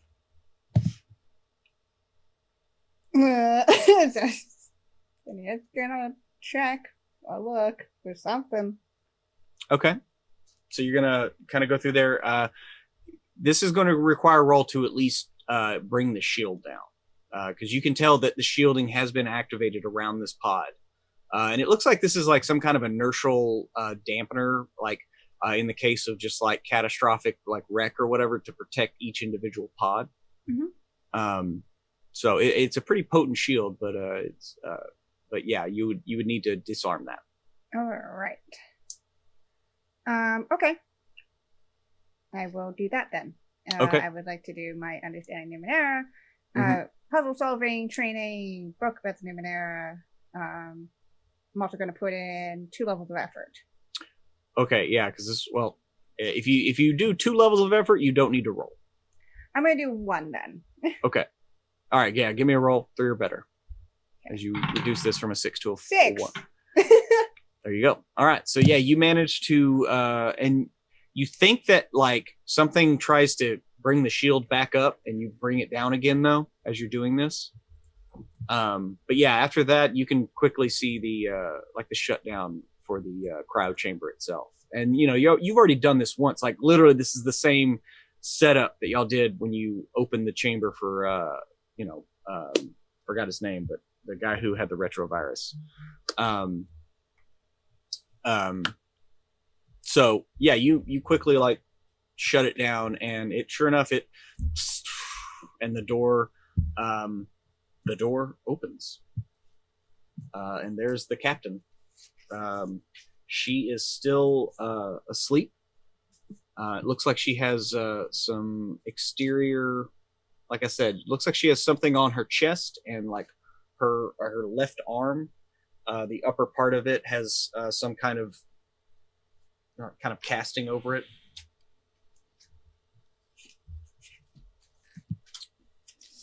Lattimore was his name. I have my name lists. Lattimore? Mm-hmm. Okay. Well, that was the cyborg that you released earlier. But yeah, the after just a few moments, the captain, you see her eyes kind of like flutter, and she like looks around the room, lets out a weak cough. Our systems report. And like from y'all's radios, you hear like a quiet voice. It doesn't come over the overhead. So Zinnia and Taiwu, you can hear the AI speaking over your personal radios that you have. So, and at that, the captain's like, "I'll report," and it looks like she's trying to step out of the pod, but she looks pretty weak.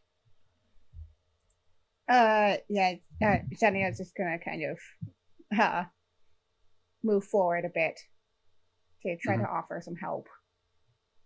Yeah, she's kind of blinking, like looks like she can't really see that well. It's hibernation sickness.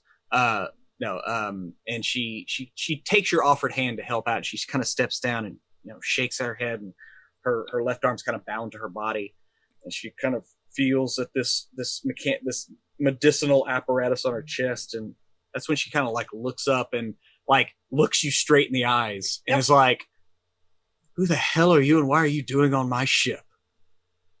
I was brought here by your AI. Hi, I'm Jenia. Nice to meet you.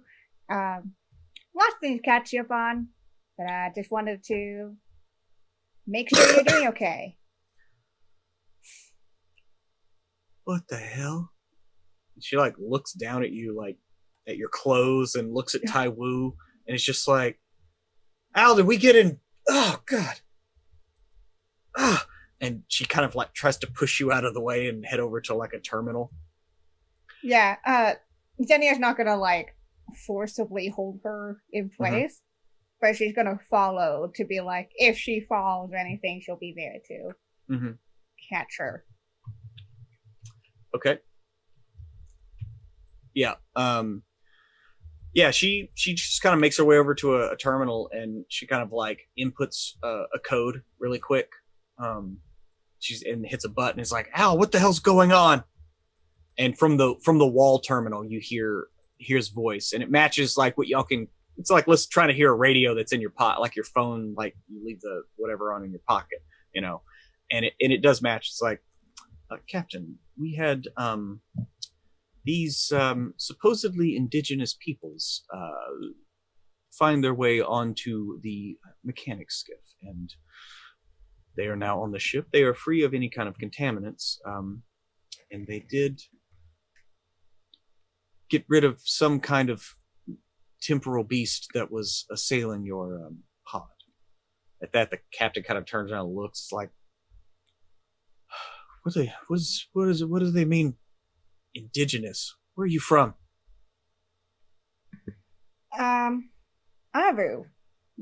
So basically, life forms now live on that ventilation system that y'all made.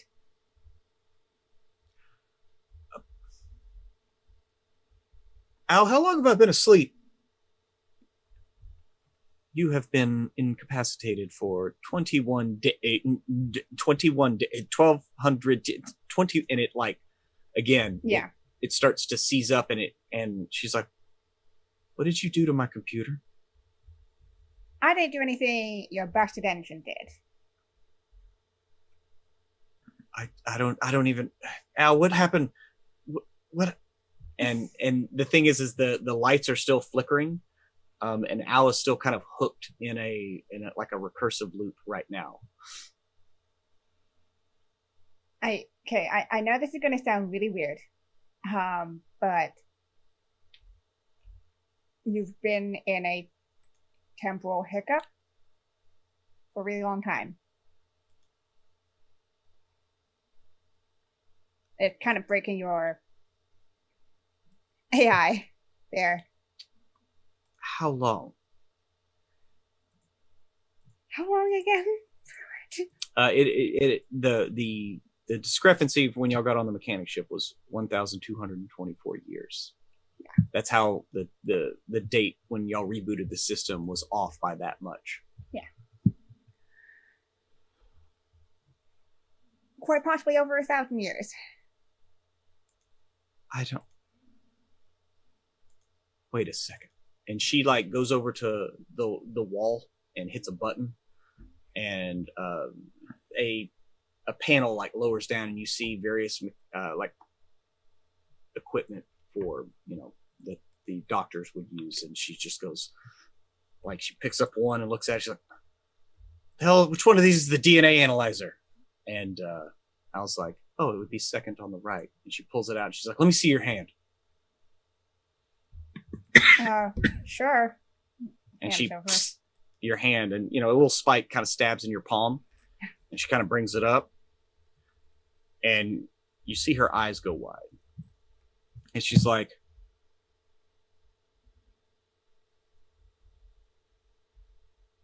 you have fragments of DNA from 6 members of my crew.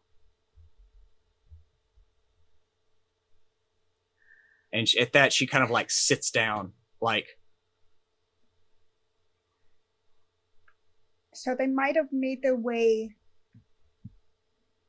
up where, I and my friends come from. Again, over 1,000 years ago? oh, what happened to my ship? And at that, he starts listing off a litany of errors, hull breaches, secondary systems, and then he gets to, and there was a crack in the singularity housing. To which she's like, stop. 1,200 years?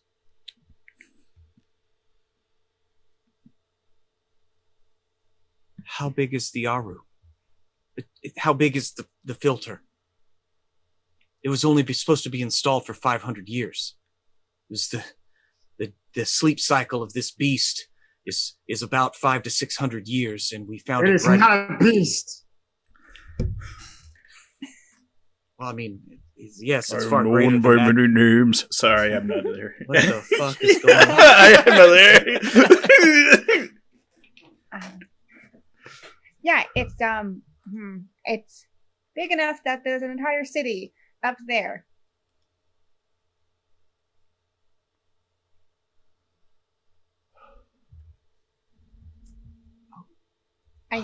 Sorry, I know this probably wasn't the kind of news you wanted to wake up to. But yeah, we found out that if we didn't do anything, the whole city is going to be destroyed. Well, I mean, the unit needs to be ejected, otherwise it will choke. It will literally choke the creature. I mean, that's why I'm saying it was never meant to.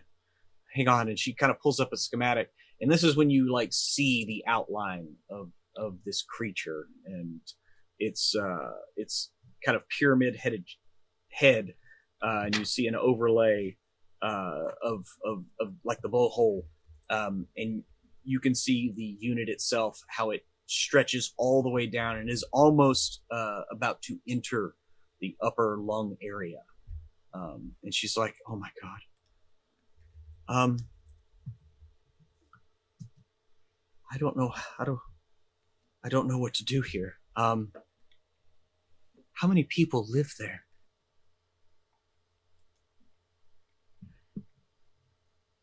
I'm trying to remember facts that I'm sure you told us at some point. Well, that's the thing is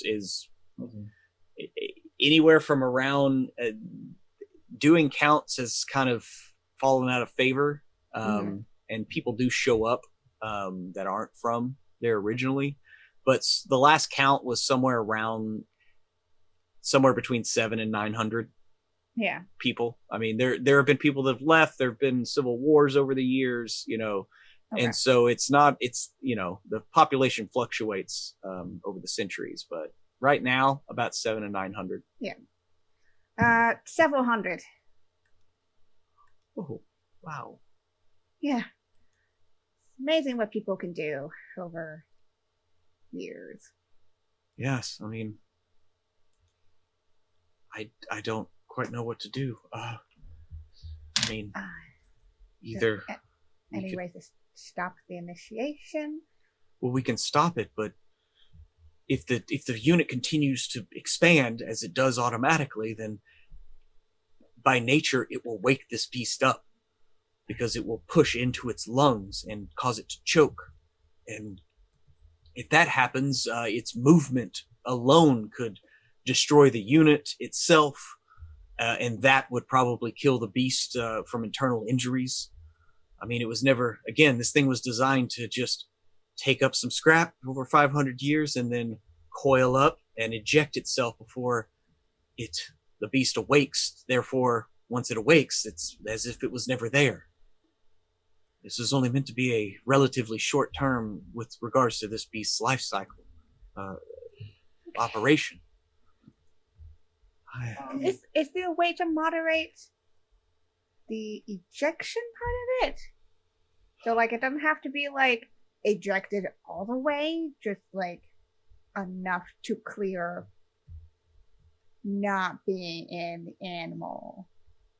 Well, I mean, I suppose that we could, but I'm sorry that even just a moderate ejection would probably spell doom for those that live there. I doubt that your city was built to withstand the G's that would be put on it. I mean, it might strain and break apart. I don't know. Where is the city? Like hanging from like the unit. It's like Like, hanging from and the I upper think- filter? Yeah. Oh my god. Well, I mean, we have small inertial dampeners, but I don't know if we have anything city-sized. During your entire conversation, Taiwu has not stopped looking at the chart and the diagram of actually seeing what the god looks like. Mm-hmm. And he's a little choked up because he's definitely conflicted, and all he can say is, "Please save her."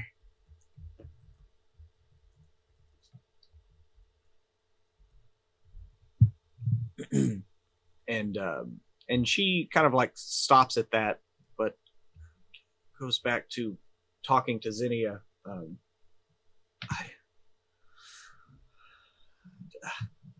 Al, how long do we have? And he again says, no, the absolute deadline is now 9 hours and 38 minutes.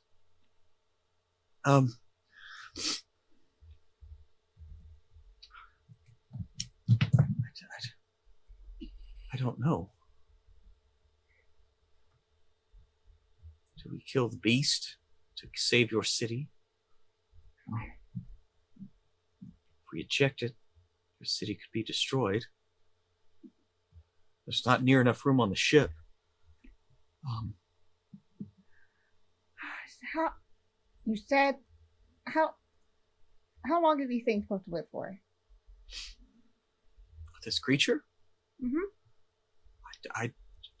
They sleep for upwards of 500 years sometimes. Okay. So, I mean, I don't know. The whole reason these creatures were picked is because they were the most well-known, largest movers of biomass and air.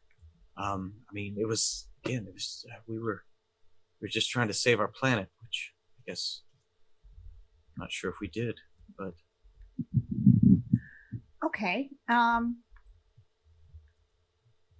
And yet it didn't wake up in those 500, 600 years, right? well, I mean, Clearly, if we're still here, and this is a problem for us.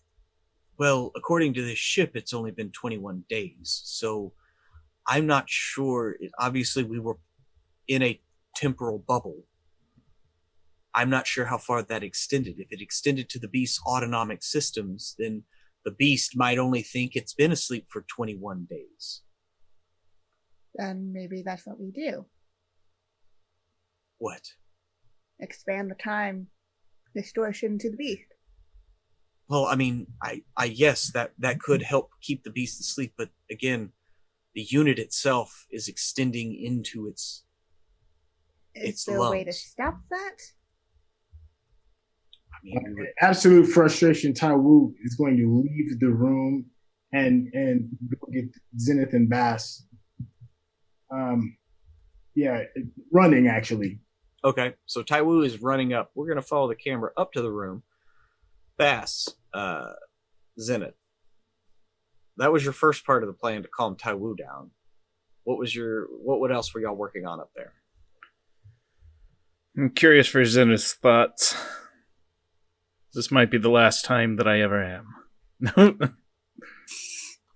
Jeez. Hey, Zenith? I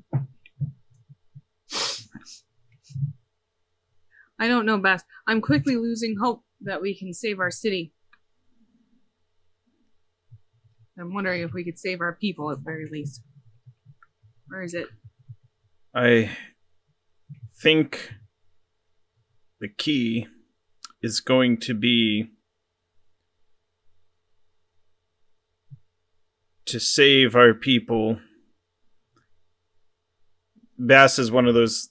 He doesn't look well at all. He's right on the cusp, but almost drifting between worlds at this point. He thinks the people are worth saving. He's thinking of everyone up there and how he'd very much like, he just had a mediocre date with that one scientist woman, and maybe the second one would go better. So with renewed resolve, he stands and a lust for life. He goes, "Let's go assist Xenia to get the captain out of that ship, and let's get them to command this AI to save our people." Right.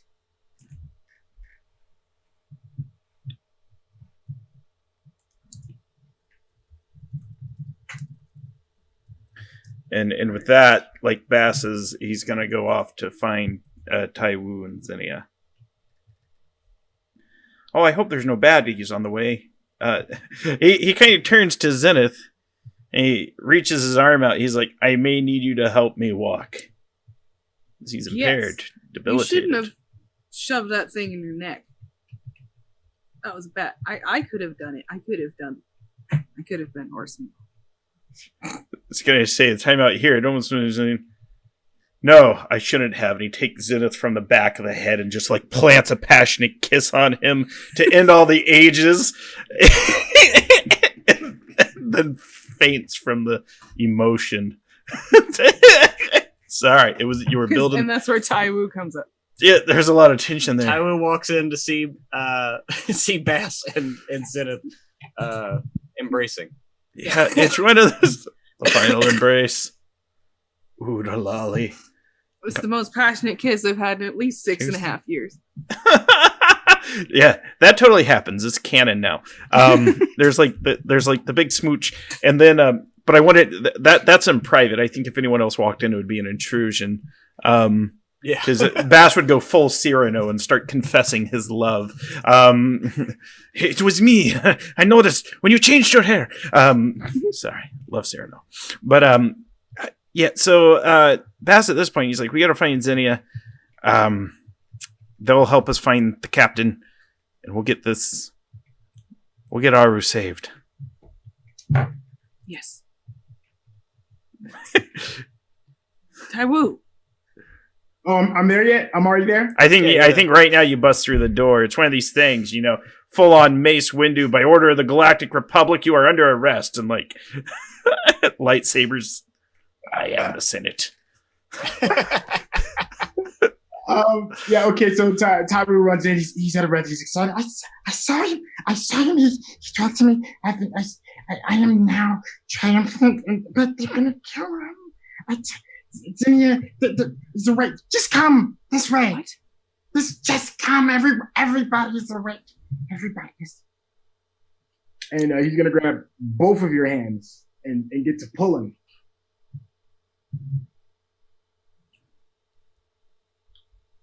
Okay. So yeah, Taiwu begins dragging y'all down to the medbay. I'm dragged. I can't resist. I would die, and Taiwu would be responsible for my death. That's true. You are almost corpsey right about now. My bad. I'm sorry. I'm cadaverous. Can you take a little rest? You have time for I would recovery? need 10 hours at this point. Oh, jeez. Oh, well. Bass is fragile. Oh, you're heading down to the medbay. So, wink, wink, nudge, nudge. How big is this? Every roid in there I inject into my body. I want to look like Nemesis from the Resident Evil series. I want to be like, stars. You'd be like me. You're going to become like Pyramid Head from the original series, so you can match the beast outside. Silent Hill, Beast yeah. inside. Or yeah, that was Silent Hill. Sorry. But yes, y'all arrive. Kiana goes full fandom police on us. You're under arrest. Whoa. We're gonna need a hell of a lot more fog, please. I'm getting them a badge to wear and just be like, cuffs. All right. Nerd police. But yeah, you come into a room with a captain. She's got kind of short cropped red hair. She is Captain Janeway in my head. Actually, it's Captain Mulgrew. Captain Mulgrew. Nice. I completely changed my romantic interest now. Hand drops away from Zenith's hand. Takes a step forward. Yeah, and she kind of like wheels about. She's like, "Oh, there's more." So, do something, Captain. We are doing everything we can, son. I want to complete this mission. Where? Yeah. Captain, these are my friends. Also. Wish we were meeting under better times. Captain, I have questions. Well, okay. I hope I have answers. What's the capacity of your ship? The capacity, for crew? Yes. How many? I mean, it persons was originally it was only it's only slated for 50. But I mean, how far away are you from a settlement? Well, considering what your companions just told me, I'm not sure the settlement is there. I mean, apparently it's been 1,200 years or more, so I don't know. I cannot answer that. We would have to go up. You look like hell, son. And she comes up to you and like grabs a thing and just like in your neck. And you recover 10 points to distribute as you wish. To your pools. All right. And she begins to head up to the command deck. Captain. Yes. Walk. We can walk and talk. Walk and talk. And she looks like she's a determined woman. Do you have shields? I mean, yes, we have shields. They're, I mean, most ships do. I mean, if you can't travel through space without them. Can we protect the city with the shield?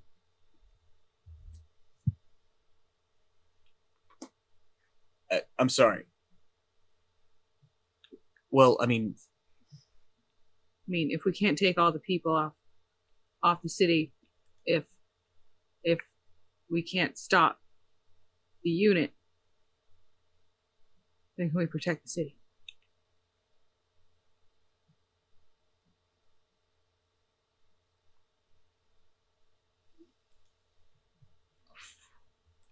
well, a few things would have to happen. Somebody, and she kind of like looks down at her condition, would have to pilot this ship. If we were next to the city, depending on how big it was, maybe we could protect part of it. I mean, the shields have we can't increase the inertial dampening. But the shields are down. Well, right now they are, yes, because we are at rest. And at that time, y'all kind of get up there, and she heads over to the shields and starts typing some stuff. They're operational. I don't know. I mean, we would have to reroute power from almost every other system.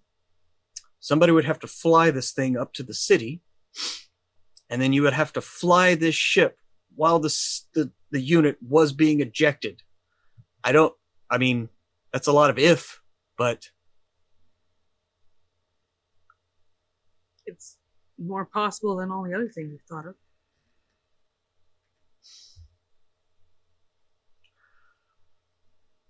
she kind of like looks around at all of you. It's like, well, I mean, we'd all have to. We would all have to pitch in here.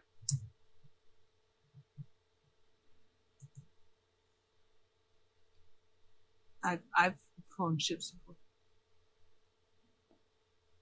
Okay. Have you ever flown anything this big? Never seen anything this big. All right, it's right about then I could use my ability to anecdote about the story of the little Zenith who once flew a very large vessel. Okay. I haven't used that ability in a while. I was about to say, I remember you having this. Yeah, I can lift the spirits of a group. And yeah, so I start telling the story, it's just like, Zenith, there are no such things as large ships. There's only large pilots. And I slap them on the arm and be, now, you say right now, and you say it with your chest, I am a good pilot. I am a good pilot. More, say it with your chest. I don't understand what that means. But it's over, we're doomed. I turn away, dejected. I'm a good pilot. There. We'll work on it. Single tear falls down his face. Sincere tear. Tear of sincerity. This was the greatest of the oh gosh, what were you guys called? You were the collectors. What's your name? Regulators? The Regulators. This is the greatest regulator that ever lived. Zenith Dans. Father of 7. That's not true. 3. Well, that you know about. And yeah. and Zenith is going to fly this vessel under your command. Well, No, Trey. Well, I mean, this is going to require everyone's assistance. Quick, what do you do? And she like kind of looks at each of you. You're obviously a talker. You're a pilot. What do you do, Zinnia? I would literally hide everything, but I can control gravity if that's what you're asking for. I'm going to need you down in the engine room. Yeah, I thought so. All right. Yes, you can assist with the singularity drive. Perhaps you can give us an energy boost if we need it. Son, what do you do? I serve.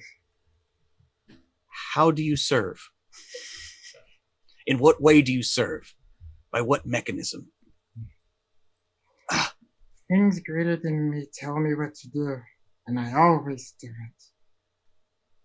You're the greatest thing in here for the moment. Tell me what to do. Well, I want to tell you what to do, but I need to know how you can help. What is it that you're good at? What are your talents, other than serving? This and that vial that he keeps with the sand of the metallic parts from the factory that he lives in.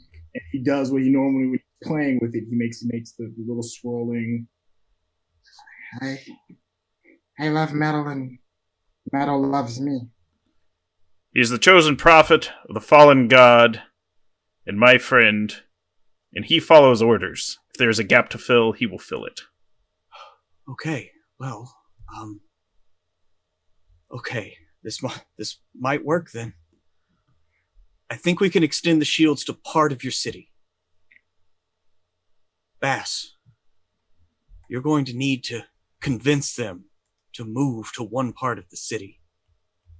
We can extend the shields. All right. Around it. But we're going to have to get there first. And she looks over at you. Oh, this could kill me. Zenith. This is great. And you're going to have to get us there and keep us steady. Okay. Zinnia, and he looks over at you. I'm going to need every bit of energy you can pump into that engine. If I tell you to go to 110%, well, by God, you do it. I don't care if you have to fly her apart. And Tai Wu, the shields might not be enough. I'm going to need you to help keep the structure of the city together. Can you do that? It's not too much, is it?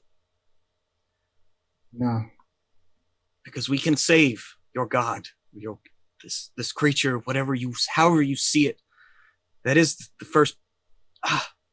first priority of the mission. But I cannot let the descendants of my crew die. Yes, I will help. Whatever it is. All right then, Al, and yes, Captain. If necessary, controls over to the members of my crew, which these are, as of this moment. I understand, Captain. And at that, like, you see the bridge begin to light up as each unit, the pilot seat, the navigator, the shields, everything begin to light up one by one. Communications. All systems are functioning at 100%, Captain. And at that, the captain kind of walks over and she plops herself down in the shields, and she's typing away. And then she like turns and like looks and was like, "Well, do I have to say it? Like, let's get going." Oh, okay. Yeah. Al, Okay. delay the countdown until my order. As you wish, Captain. And you'll see on one of the little panels, like the countdown for the ejection lifts off. Okay, I'm gonna try to acquaint myself with the pilot's controls. Okay. And Bass, get on the horn. Let them know that we're coming. Yeah. I'm doing my best, Prue. All right. Bass gets on the horn. I'm going to activate my demeanor of command ability. Okay. Good morning. In less than 1 hour, a vessel from here will collide with Haru. I'm going to do the Independence Day speech, only I'm going to throw in some variations. It will be the largest collision that the city of Aru has ever seen in its history. We can't be consumed by our petty differences anymore. We'll be united in our common interests. Perhaps it's fate that today is the 4th of July. We will once again be fighting for our freedom. Not from tyranny, oppression, or persecution, but by a big-ass ship that's going to collide right into you. Need everyone to gather into the library. Or that nearest that central point, for it is the only safe location in town. Mm-hmm. And it's a few moments. We will not go quietly into the night. We will not vanish without a fight. We're going to live on. We're going to survive. Today we celebrate Aru Day. That's got to be worth like 7 assets. You can almost hear the thunder of the people of Aru coming down the fall. But what you do hear is a response. After you finish broadcasting,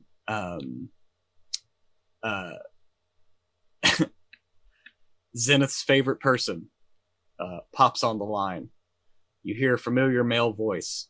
That's one of my children. One of my favorite. No, it's not one of your. I was being sarcastic. It's the guy that you hate that took your wife. Yeah, that Basil Fontaine? Well, the other guy that the other guy that took his wife that he doesn't know about you yet. No, but Barry.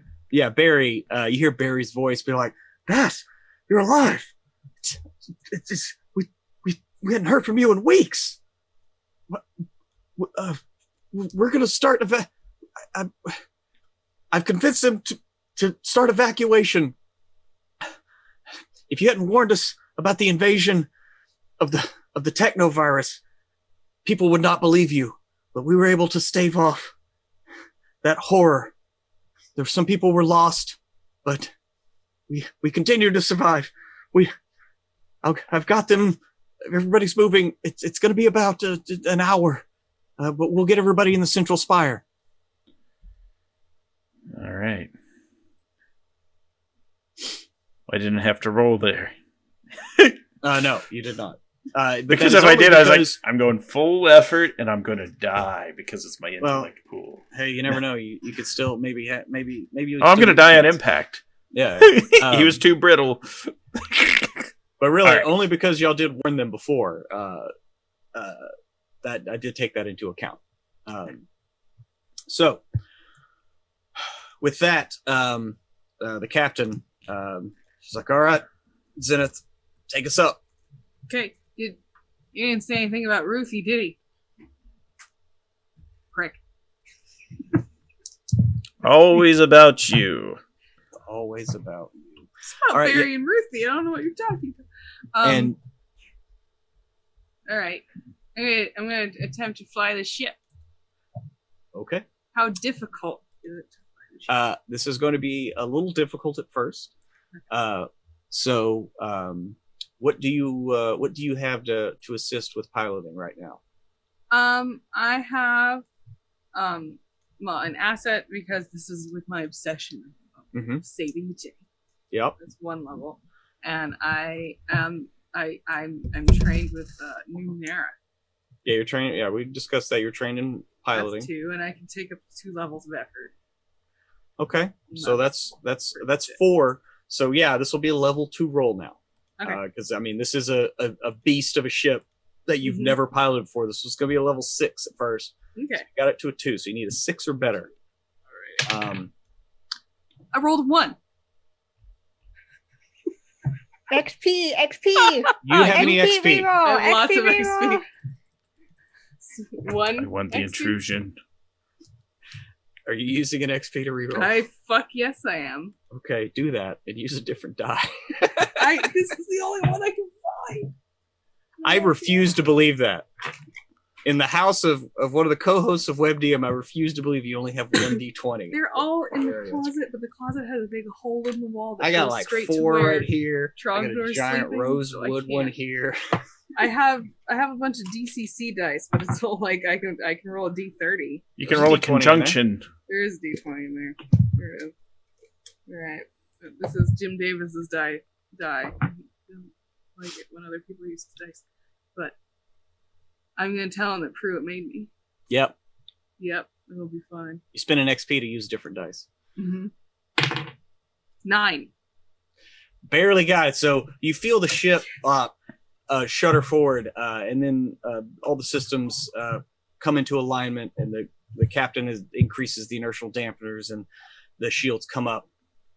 And sure enough, you begin moving forward at a pretty substantial rate. Like you realize, like, you know, you're maybe going at like quarter, and she's like, whoa, back off until we line up in the unit here. It's going to be a tight squeeze for this ship. Hang on, I'm trying to get access to the remote access to the bottom unit to let us through. And sure enough, it's only a couple of minutes that you find your way kind of just like out the alternate esophagus kind of thing. And you see the grid of the bottom of this unit. And one thing you do notice, it is no longer functioning. Like, it's not producing any more scrap is just, you know, kind of flying by. You can tell that you're in a breath, kind of. That's the only thing that's kind of making it a little difficult to maneuver, is you're being buffeted a bit. But sure enough, after a few moments, you basically see in the center of this thing one of the squares right at the center basically expands, and all the metal tines kind of like snap into each other and open up and create like basically a portal for you to fly the ship through. So I'm gonna need another roll. You've already got this thing moving, so it's not going to be as high. It's not a level 6. This one's starting at a level 4. Okay. To just kind of pilot the ship through this. And you have your 2 to bring it down to a 2. Yes. I'll do one more level of effort. To bring it to a 1. Yes. Okay. I rolled a 15. All right. Yeah, you definitely maneuver the ship right through the gap there, and you begin ascending from the fall.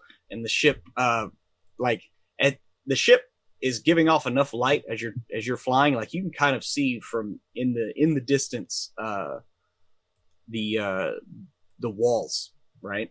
And you begin to ascend. Flying up, it's only going to be a few minutes here, and she kind of motions down to or calls down to the engineering quarter. Zinnia, you ready to give us a boost? Oh, yep. Mm-hmm. Okay. You're gonna find a fuel containment area, and there's a place to infuse new fuel, and that is basically where you can assist with the power output. I'm going to start rerouting systems, so everybody hang on. I'm going to reduce the internal inertial dampening to 50%, so we might get jostled a bit more than we should. So this is when everybody can do like Star Trek motion. And also I'm going to vent atmosphere from non-necessary parts of the ship, so wherever you are, everyone just stay until we're done here. Okay. And Bass, on the radio, you hear Barry pop back on. He's like, "What the hell is that? It's like there's like a sun coming up from below. Bass, is that y'all?" Unicron voice. It is the god. Banana it. Start playing like Puff Daddy's "Come With Me," Led Zeppelin mix, and we're just gonna boom.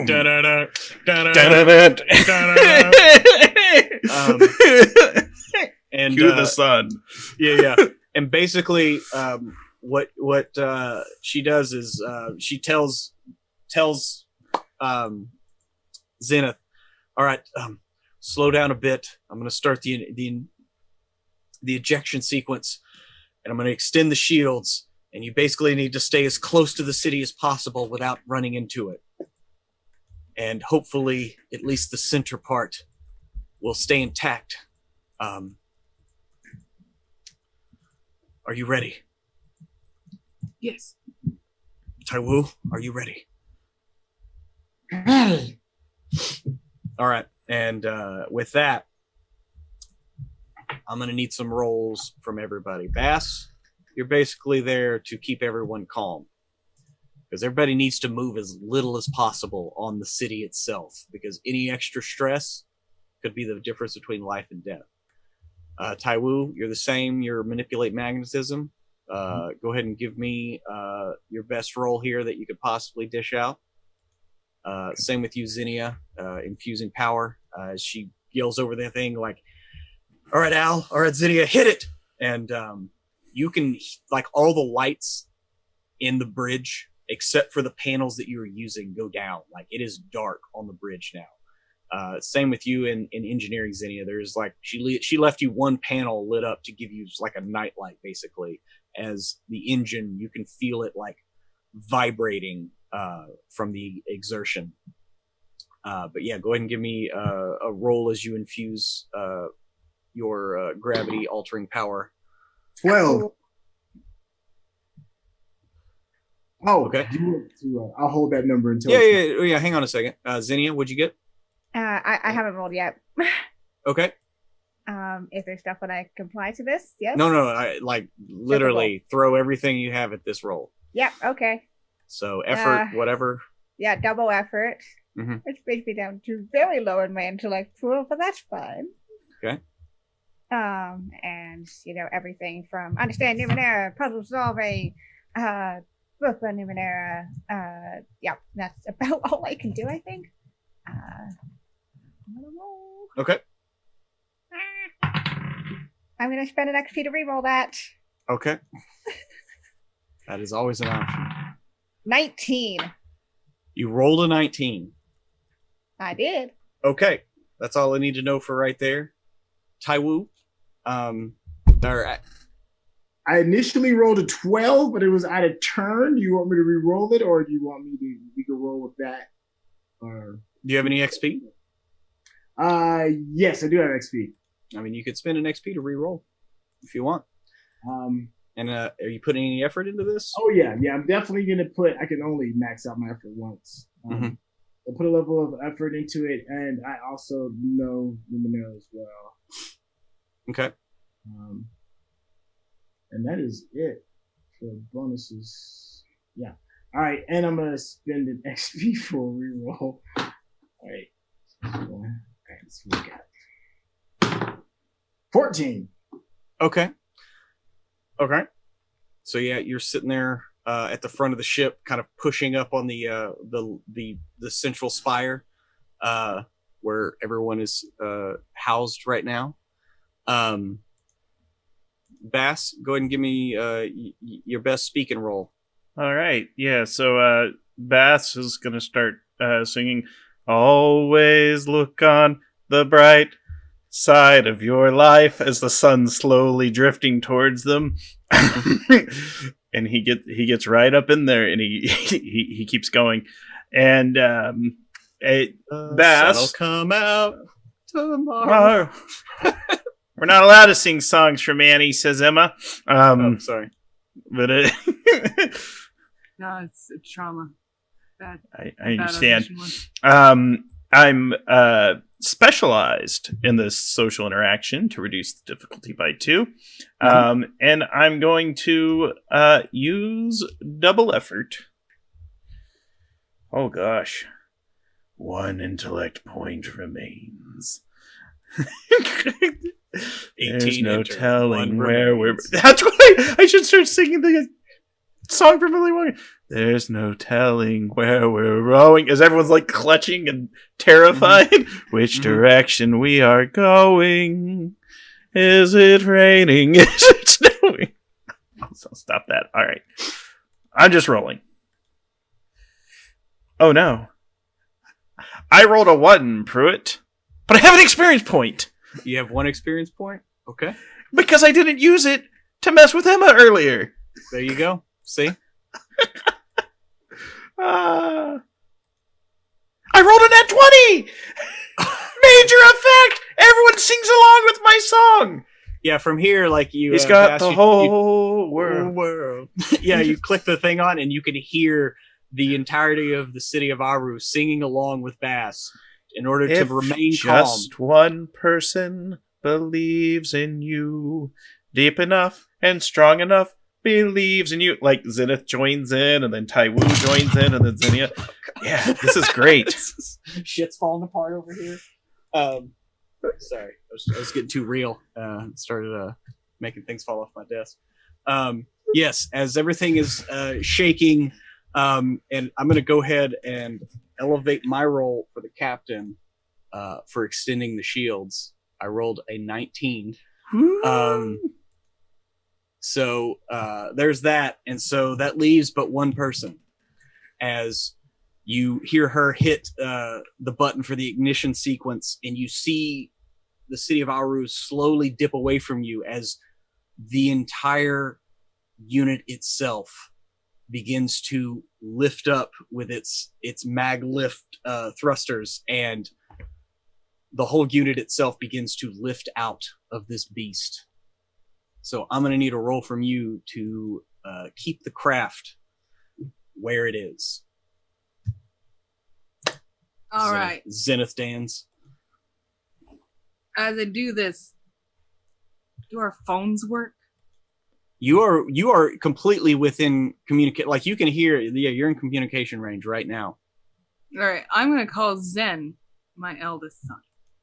Okay. Yeah, you kind of pop up on the thing and put him on speaker. Yeah. Up. And he's in the middle. It's got the whole... Dad? He's in the middle of singing along with her. And you can hear the chorus behind him. He's just like at a concert trying to talk, you know? Zen. Dad? Dad, is that you? You got the twins with you? Yeah, they're here. So's Mom. Tell her hi. You can keep singing. I wanted to be with you while we did this. I mean, oh, yeah, okay, Dad. I mean, I miss you. I miss you too. I mean, you're always with me. You raised me. It's only because of you that I'm who I am. You're good kids, Zen. You always have. Thanks. We're gonna be all right. Yeah. Yeah. I mean, we're gonna be fine. Yeah. Are you piloting that thing? I'm looking out the window. It's. Yeah. What the? Doing my best. Abby, I'm doing my best. Is that another woman you're with? Sorry. Sin, who you talking to? Who is that? Is that Zenith? Ruthie. Zenith? What's going on?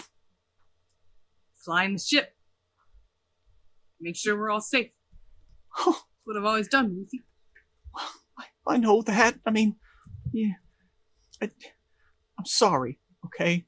I know you were always trying to keep us safe, and that's why you weren't there, but Yeah. I'm sorry. I'm sorry, too. Oh, Z. What are we gonna do? Is this it? Hope not. I gotta drive a little bit. Oh, okay. I mean, are you using your blinkers? There's no goddamn blinkers on this thing. You have your seatbelt on? Is there a seatbelt on that ship, Yes. or is it like the Enterprise? There's a whole 5-point latch system. It's fine. Well, that's good. That's the actual safety features that you need to fly a spacecraft that for. How did you know? Okay, I gotta do this.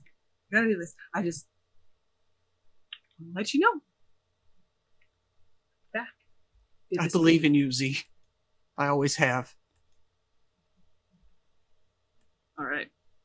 Can I get an asset from that, Yeah. please? Oh, totally. Yeah. Yeah. Now you can get 2 assets from that. Oh, okay. Your heart Yeah, grew 2 sizes that day. It did. It did. I got 2 assets from that. 4. And then, do I get one from the anecdote still? Yeah. Yeah. You normally can only get 2 assets on a roll, but screw that. Okay. This is going to be a very complicated roll. So. Okay. Okay, and then I can do 2 levels of effort. Uh-huh. And that gives me 7. Yeah. You're gonna need that. Yeah. You need to roll a 6 or better. I got a lot of XP, so it'll be Uh-huh. okay. 6 or better. Yep. Yes. 18. Holy shit. So, as you see the central spire that is literally hanging down not 20 feet away from the windshield of this ship, and you can even like look up and see in one of the port windows, since Ruth is housed there, you can see like where they live, and you can see the figures of Ruth, of Zen, and the twins as they're looking down and they're giving you thumbs up and everything.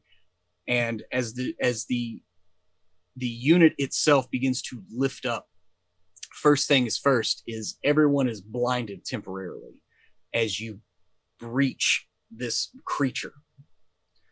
And at that, like, the commander like hits a button, and Taiwu, you look over and you can actually see like a rear view of this ship, and we can basically switch into Apollo 13 mode as basically this rocket is now shooting and going up into the sky. And the captain hits a few more buttons, and what had never been functional before functions now as you look out the windshield and you see all the bands of the filter of the lands of HEl-A, as it was called before, which you now know is just a HEPA filter, begin to flatten out and seal off the top part of this filter unit. And as you look in the monitors, you begin flying higher and higher. You see the horizon break in the distance. And then the ship itself goes from shaking to nothing as y'all have breached the atmosphere of this planet itself. And you look around, and there is no more screaming of fear. The singing has stopped. And you look out from your panels, and the entire filter system is now in a low orbit around this planet. And you can look down, Taiwu, and you see the creature from which you left. You can see it from space. It is so massive as it stands up, and you see it like roar. As basically, I mean, it's kind of like, I'm not really sure like what it would be the equivalent of, but just like blowing your nose, and you finally got finally got unstopped. And Taiwu, you almost hear in the back of your mind, "Thank you," as the ship itself begins to orbit the planet. And what y'all do here from here on out, that is up to the citizens of Aru. But what has passed is the current crisis. And now you get to go from living underground to living in space. And that is the breath of the fall. So, I hope everybody had a good time. I'm going to be writing the screenplay. But yeah, let's go around the cast and crew and see how everybody liked it. Starting with you, Emma. We always go reverse order. Emma. I How was believe that? that was the most satisfying ending to an RPG campaign I've ever had. Well, okay. I'll take it. Great time. We saved Yeah. the day. We came full circle. I would revisit this at some point. It was super fun. Well, yeah. Now you got to figure out how to live in space. Yeah, it's kind of frightening. Mm-hmm. Kind of frightening. A little But bit. this was great. This was so much fun. What a treat to play with all of you. Mm-hmm. Yeah, most of us have been playing together for a long time. But still, so nice. And I had a great time. And this is good. And I will miss Zenith Dance. I'm gonna miss his neurotic ass too. Well, it's all really in here all the time. Anyway. It's true. Yes. Uh-oh. Oh, thank you for the raid. Thanks Right for the as raid, we are Unraid. Outro. We just everybody shields up, everyone. Shields up. Shields up. We don't want to get unmade Mike on us. Yeah. No. Sorry. But yes, it's great. I'm Emma. I'm the communications director for WebDM. My Twitter myself is at Emma Wrote, where I complain about things a lot, and talk about comedy. And that's pretty much what I do there. And you should talk to us as WebDM, because you'll talk to me, and I'll talk about things that aren't just communist. I'll talk to you about almost anything. It'll be great. We've got a fun show tomorrow because Grant is on it. I'm still deciding what the title will be. It's going to be great, and you should watch it. Gaming for granted. Yes. Don't take great gaming for granted. There we go. Perfect. Yes. That's it. Also, but speaking of Grant, how was that, sir? You survived against your best efforts. Oh gosh, no. Well, it's one of those things. It's there was a movie that starred Lawrence Fishburne called "Searching for Bobby Fischer," and he's a chess player in the park. He says you got to go right up to the edge of defeat. You're not really playing the game unless you go right up to the edge of defeat. And like that's what it's about in this game. You can obviously the game can kill you, but you can also beat yourself. And it's like I really wanted to be right up there on the razor edge, and if I tipped over, it would have been the most satisfying death I've ever had in a character, because I made the decision and I chose to push him and let him end it. Because you don't always have the opportunity to play a retired adventurer, and he was someone who was retired and played through the campaign. It was very fun to play a feeble character, but excellent job. I mean, it's one of those things, once the captain thawed, like my mind was like kind of blown the whole way that scene played out, and just the interactions and sort of the dissonance of time that they were feeling. And it was like learning that we had traces of the crew's DNA, and it's like, oh gosh, this is great. But I'm Grant Ellis. I'm an independent content creator for tabletop role-playing games and the producer of the WebDM Twitch channel. I currently have a Kickstarter that's going on. You'll learn a little bit more about that tomorrow. We are currently just under $1,100 of our $14,000 goal, but there's lots of stretch goals. There's lots of content expansions for this book. Click on the link that I'm posting in chat if you want to check it out. It's all about dark fairy tales and 5th edition fantasy role-playing, where we actually add a lot of different game structures and mechanic additions to 5th edition. You really can't even call it Dungeons and Dragons necessarily. It's its own game at that point. And it's inspired by a lot of the content that I've run on Twitch for, a number of years now. But tune in tomorrow to WebDM's show, and we talk all about the relationship between story and play. And support the Kickstarter if you want to support fairy tales and role playing. Most definitely. It's a good show. I should know I was there. And next up, Kiana. Oh man, this was a lot of fun. I thoroughly enjoyed a little jaunt into the fucking weirdest shit, Pruitt. Like, what is he? What, you don't want to grow up on a freaking air filter and a giant kaiju beast and then God, get I shot love into it. space to save all the people that live I there? love it so much. It's like the best part of speculative fiction. It's the weird ass fucking things you can come up with when you're speculating. Mhm. And it was a lot of fun to explore all of those things and kind of have all those pop culture references and all those touchstones. And I thoroughly enjoy playing it and all that. Yeah, man. We actually had an ending where we didn't all die, which is a fucking miracle. Considering the way it could have gone, like I was very worried for y'all when y'all got on the ship, and it depends on how many systems you start messing with for the AI's like, yeah, you're a threat. And so like y'all did it just perfect. Yeah, look at us go. But yeah, until next time, y'all can find me over on Twitter at KillerS. Best way to figure out what I'm doing, come over the internet, source of role playing things, whether that's streaming, writing, sharing to the void. I guess the thing that I'll plug is that I have a Patreon, patreon.com/KillerS.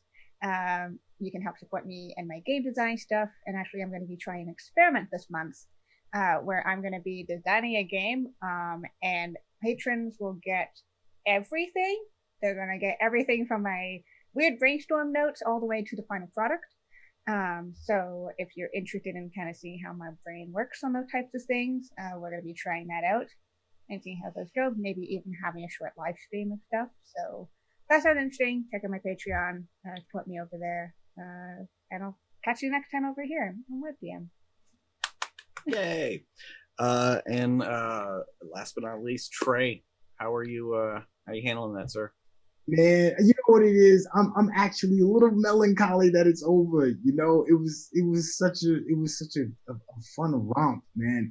I gotta give you so much credit on just coming up with some amazing original storytelling. I mean, I couldn't put my brain in a space to create that world, and it's just so much fun to just play in it, and then having like the privilege of just playing as like a kid, just doing dumb stuff that has these weird convictions and dragging everybody through hell. There's no way in hell I'd have put up with all that mess that Taiwo did, but our comrades did, and it was just fun to see the stress over it and all the different dynamics. It was just a lot of fun. And let me just say, just personally, thank you for allowing Taiwo to actually see him all fleshed out and then have that moment.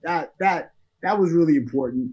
I thought that was really cool because, he believed in something that most people would be like, "Are you kidding me? Get out of here with that. That sounds stupid," But it was, I don't know, it was just a great cherry on top, and it's just, I just love playing with you all so much because anything goes, anything rolls, and it's just going from A to B to B to C to an amazing, brilliant ending. I'm gonna stop rambling. I'm rambling because I don't want it to end.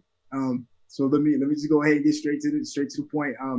My name is Trey Murphy, aka Sintel. You can reach me on the Twitter sphere at Sintel, and also on Instagram at Sintel. I'll probably have some pictures on Instagram because I'm going on a school field trip with my son, and it's going to be very eventful. With that being said, please check out Lights Camera Discover. It's our nonprofit organization where we teach storytelling and we help kids who may not have all the opportunities to understand, appreciate, and create art. And this, to me, is a form of art. So it just feels great to plug that behind a piece of art like this that you have presented. Thank you to all the fans and everybody else that has been with us for the entire ride. It's so much fun, and it's even more fun. I can't lie to do it in front of other people. It's just a blessing. So everybody, please take care. And I hope if it is possible for us to bring the old band back together and do some space shenanigans, please call me up. I will happily love to reprise the role of Taiwu. And thank you everybody that was part of it. Most definitely. Thank you, Trey. Yeah, that last little moment, like I knew if y'all did eject the thing, it would be a thing of like, you would see your god, like you would actually see it. But yeah, the little whatever, it's like whether that was real or if it was just Taiwu saying it to himself, doesn't matter. That's between Taiwu and himself. And so yeah, I love how everything kind of wrapped up. It was y'all did the success with no complications other than now you're in space and you have to figure that out. But hey, you live to fight another day. This was a lot of fun to do. It's a lot of most of anything that I create is going to have a giant kaiju monster at some point. And so this time it was just like, well, you were there the whole time, you just didn't really know it. And so I don't know. I love all that shit. I grew up watching Inner Space and things like that. So I just love the idea of being part of a larger entity without really knowing it. Because I kind of think that's what it is kind of on Earth a little bit. It is just a higher order of living creature. And so thank you to the crew and everybody for helping make this amazing thing happen. So this is the end of this. So that means we'll be bringing back Starward Bound. I would like to take, if it's cool with everybody, take a 2-week break, come back in November. And that way we can kick back off with the crew there and see what the hell they've been up to. Because basically I gave them a year break. So y'all think about what have your characters been doing for the last year. I've already had a conversation or two with Trey. So we'll have some more in the time until the intervening time. So just think about that, and we'll come back with some Starward Bound in the beginning of November. And I hope everyone out there had a great time, whether you're watching now live on Twitch or sometime in the indeterminate future on YouTube, whether it be months, years, or many eons past the apocalypse that ended this society, and you are finding some weird server that still has some data on it, and you have no idea what we are, but we are humans, and we love to tell stories together. And that's what this was the conclusion of a really fun story. So real quick shout out to Tabletop Loot and D&D Beyond for being awesome sponsors. Come check our Patreon out for deals there. We're doing a big giveaway, so please look up that on either Facebook or Twitter. There's a lot of fun stuff that is available. And until we get back together in a couple weeks, as we always say, may the dice ever roll in your favor.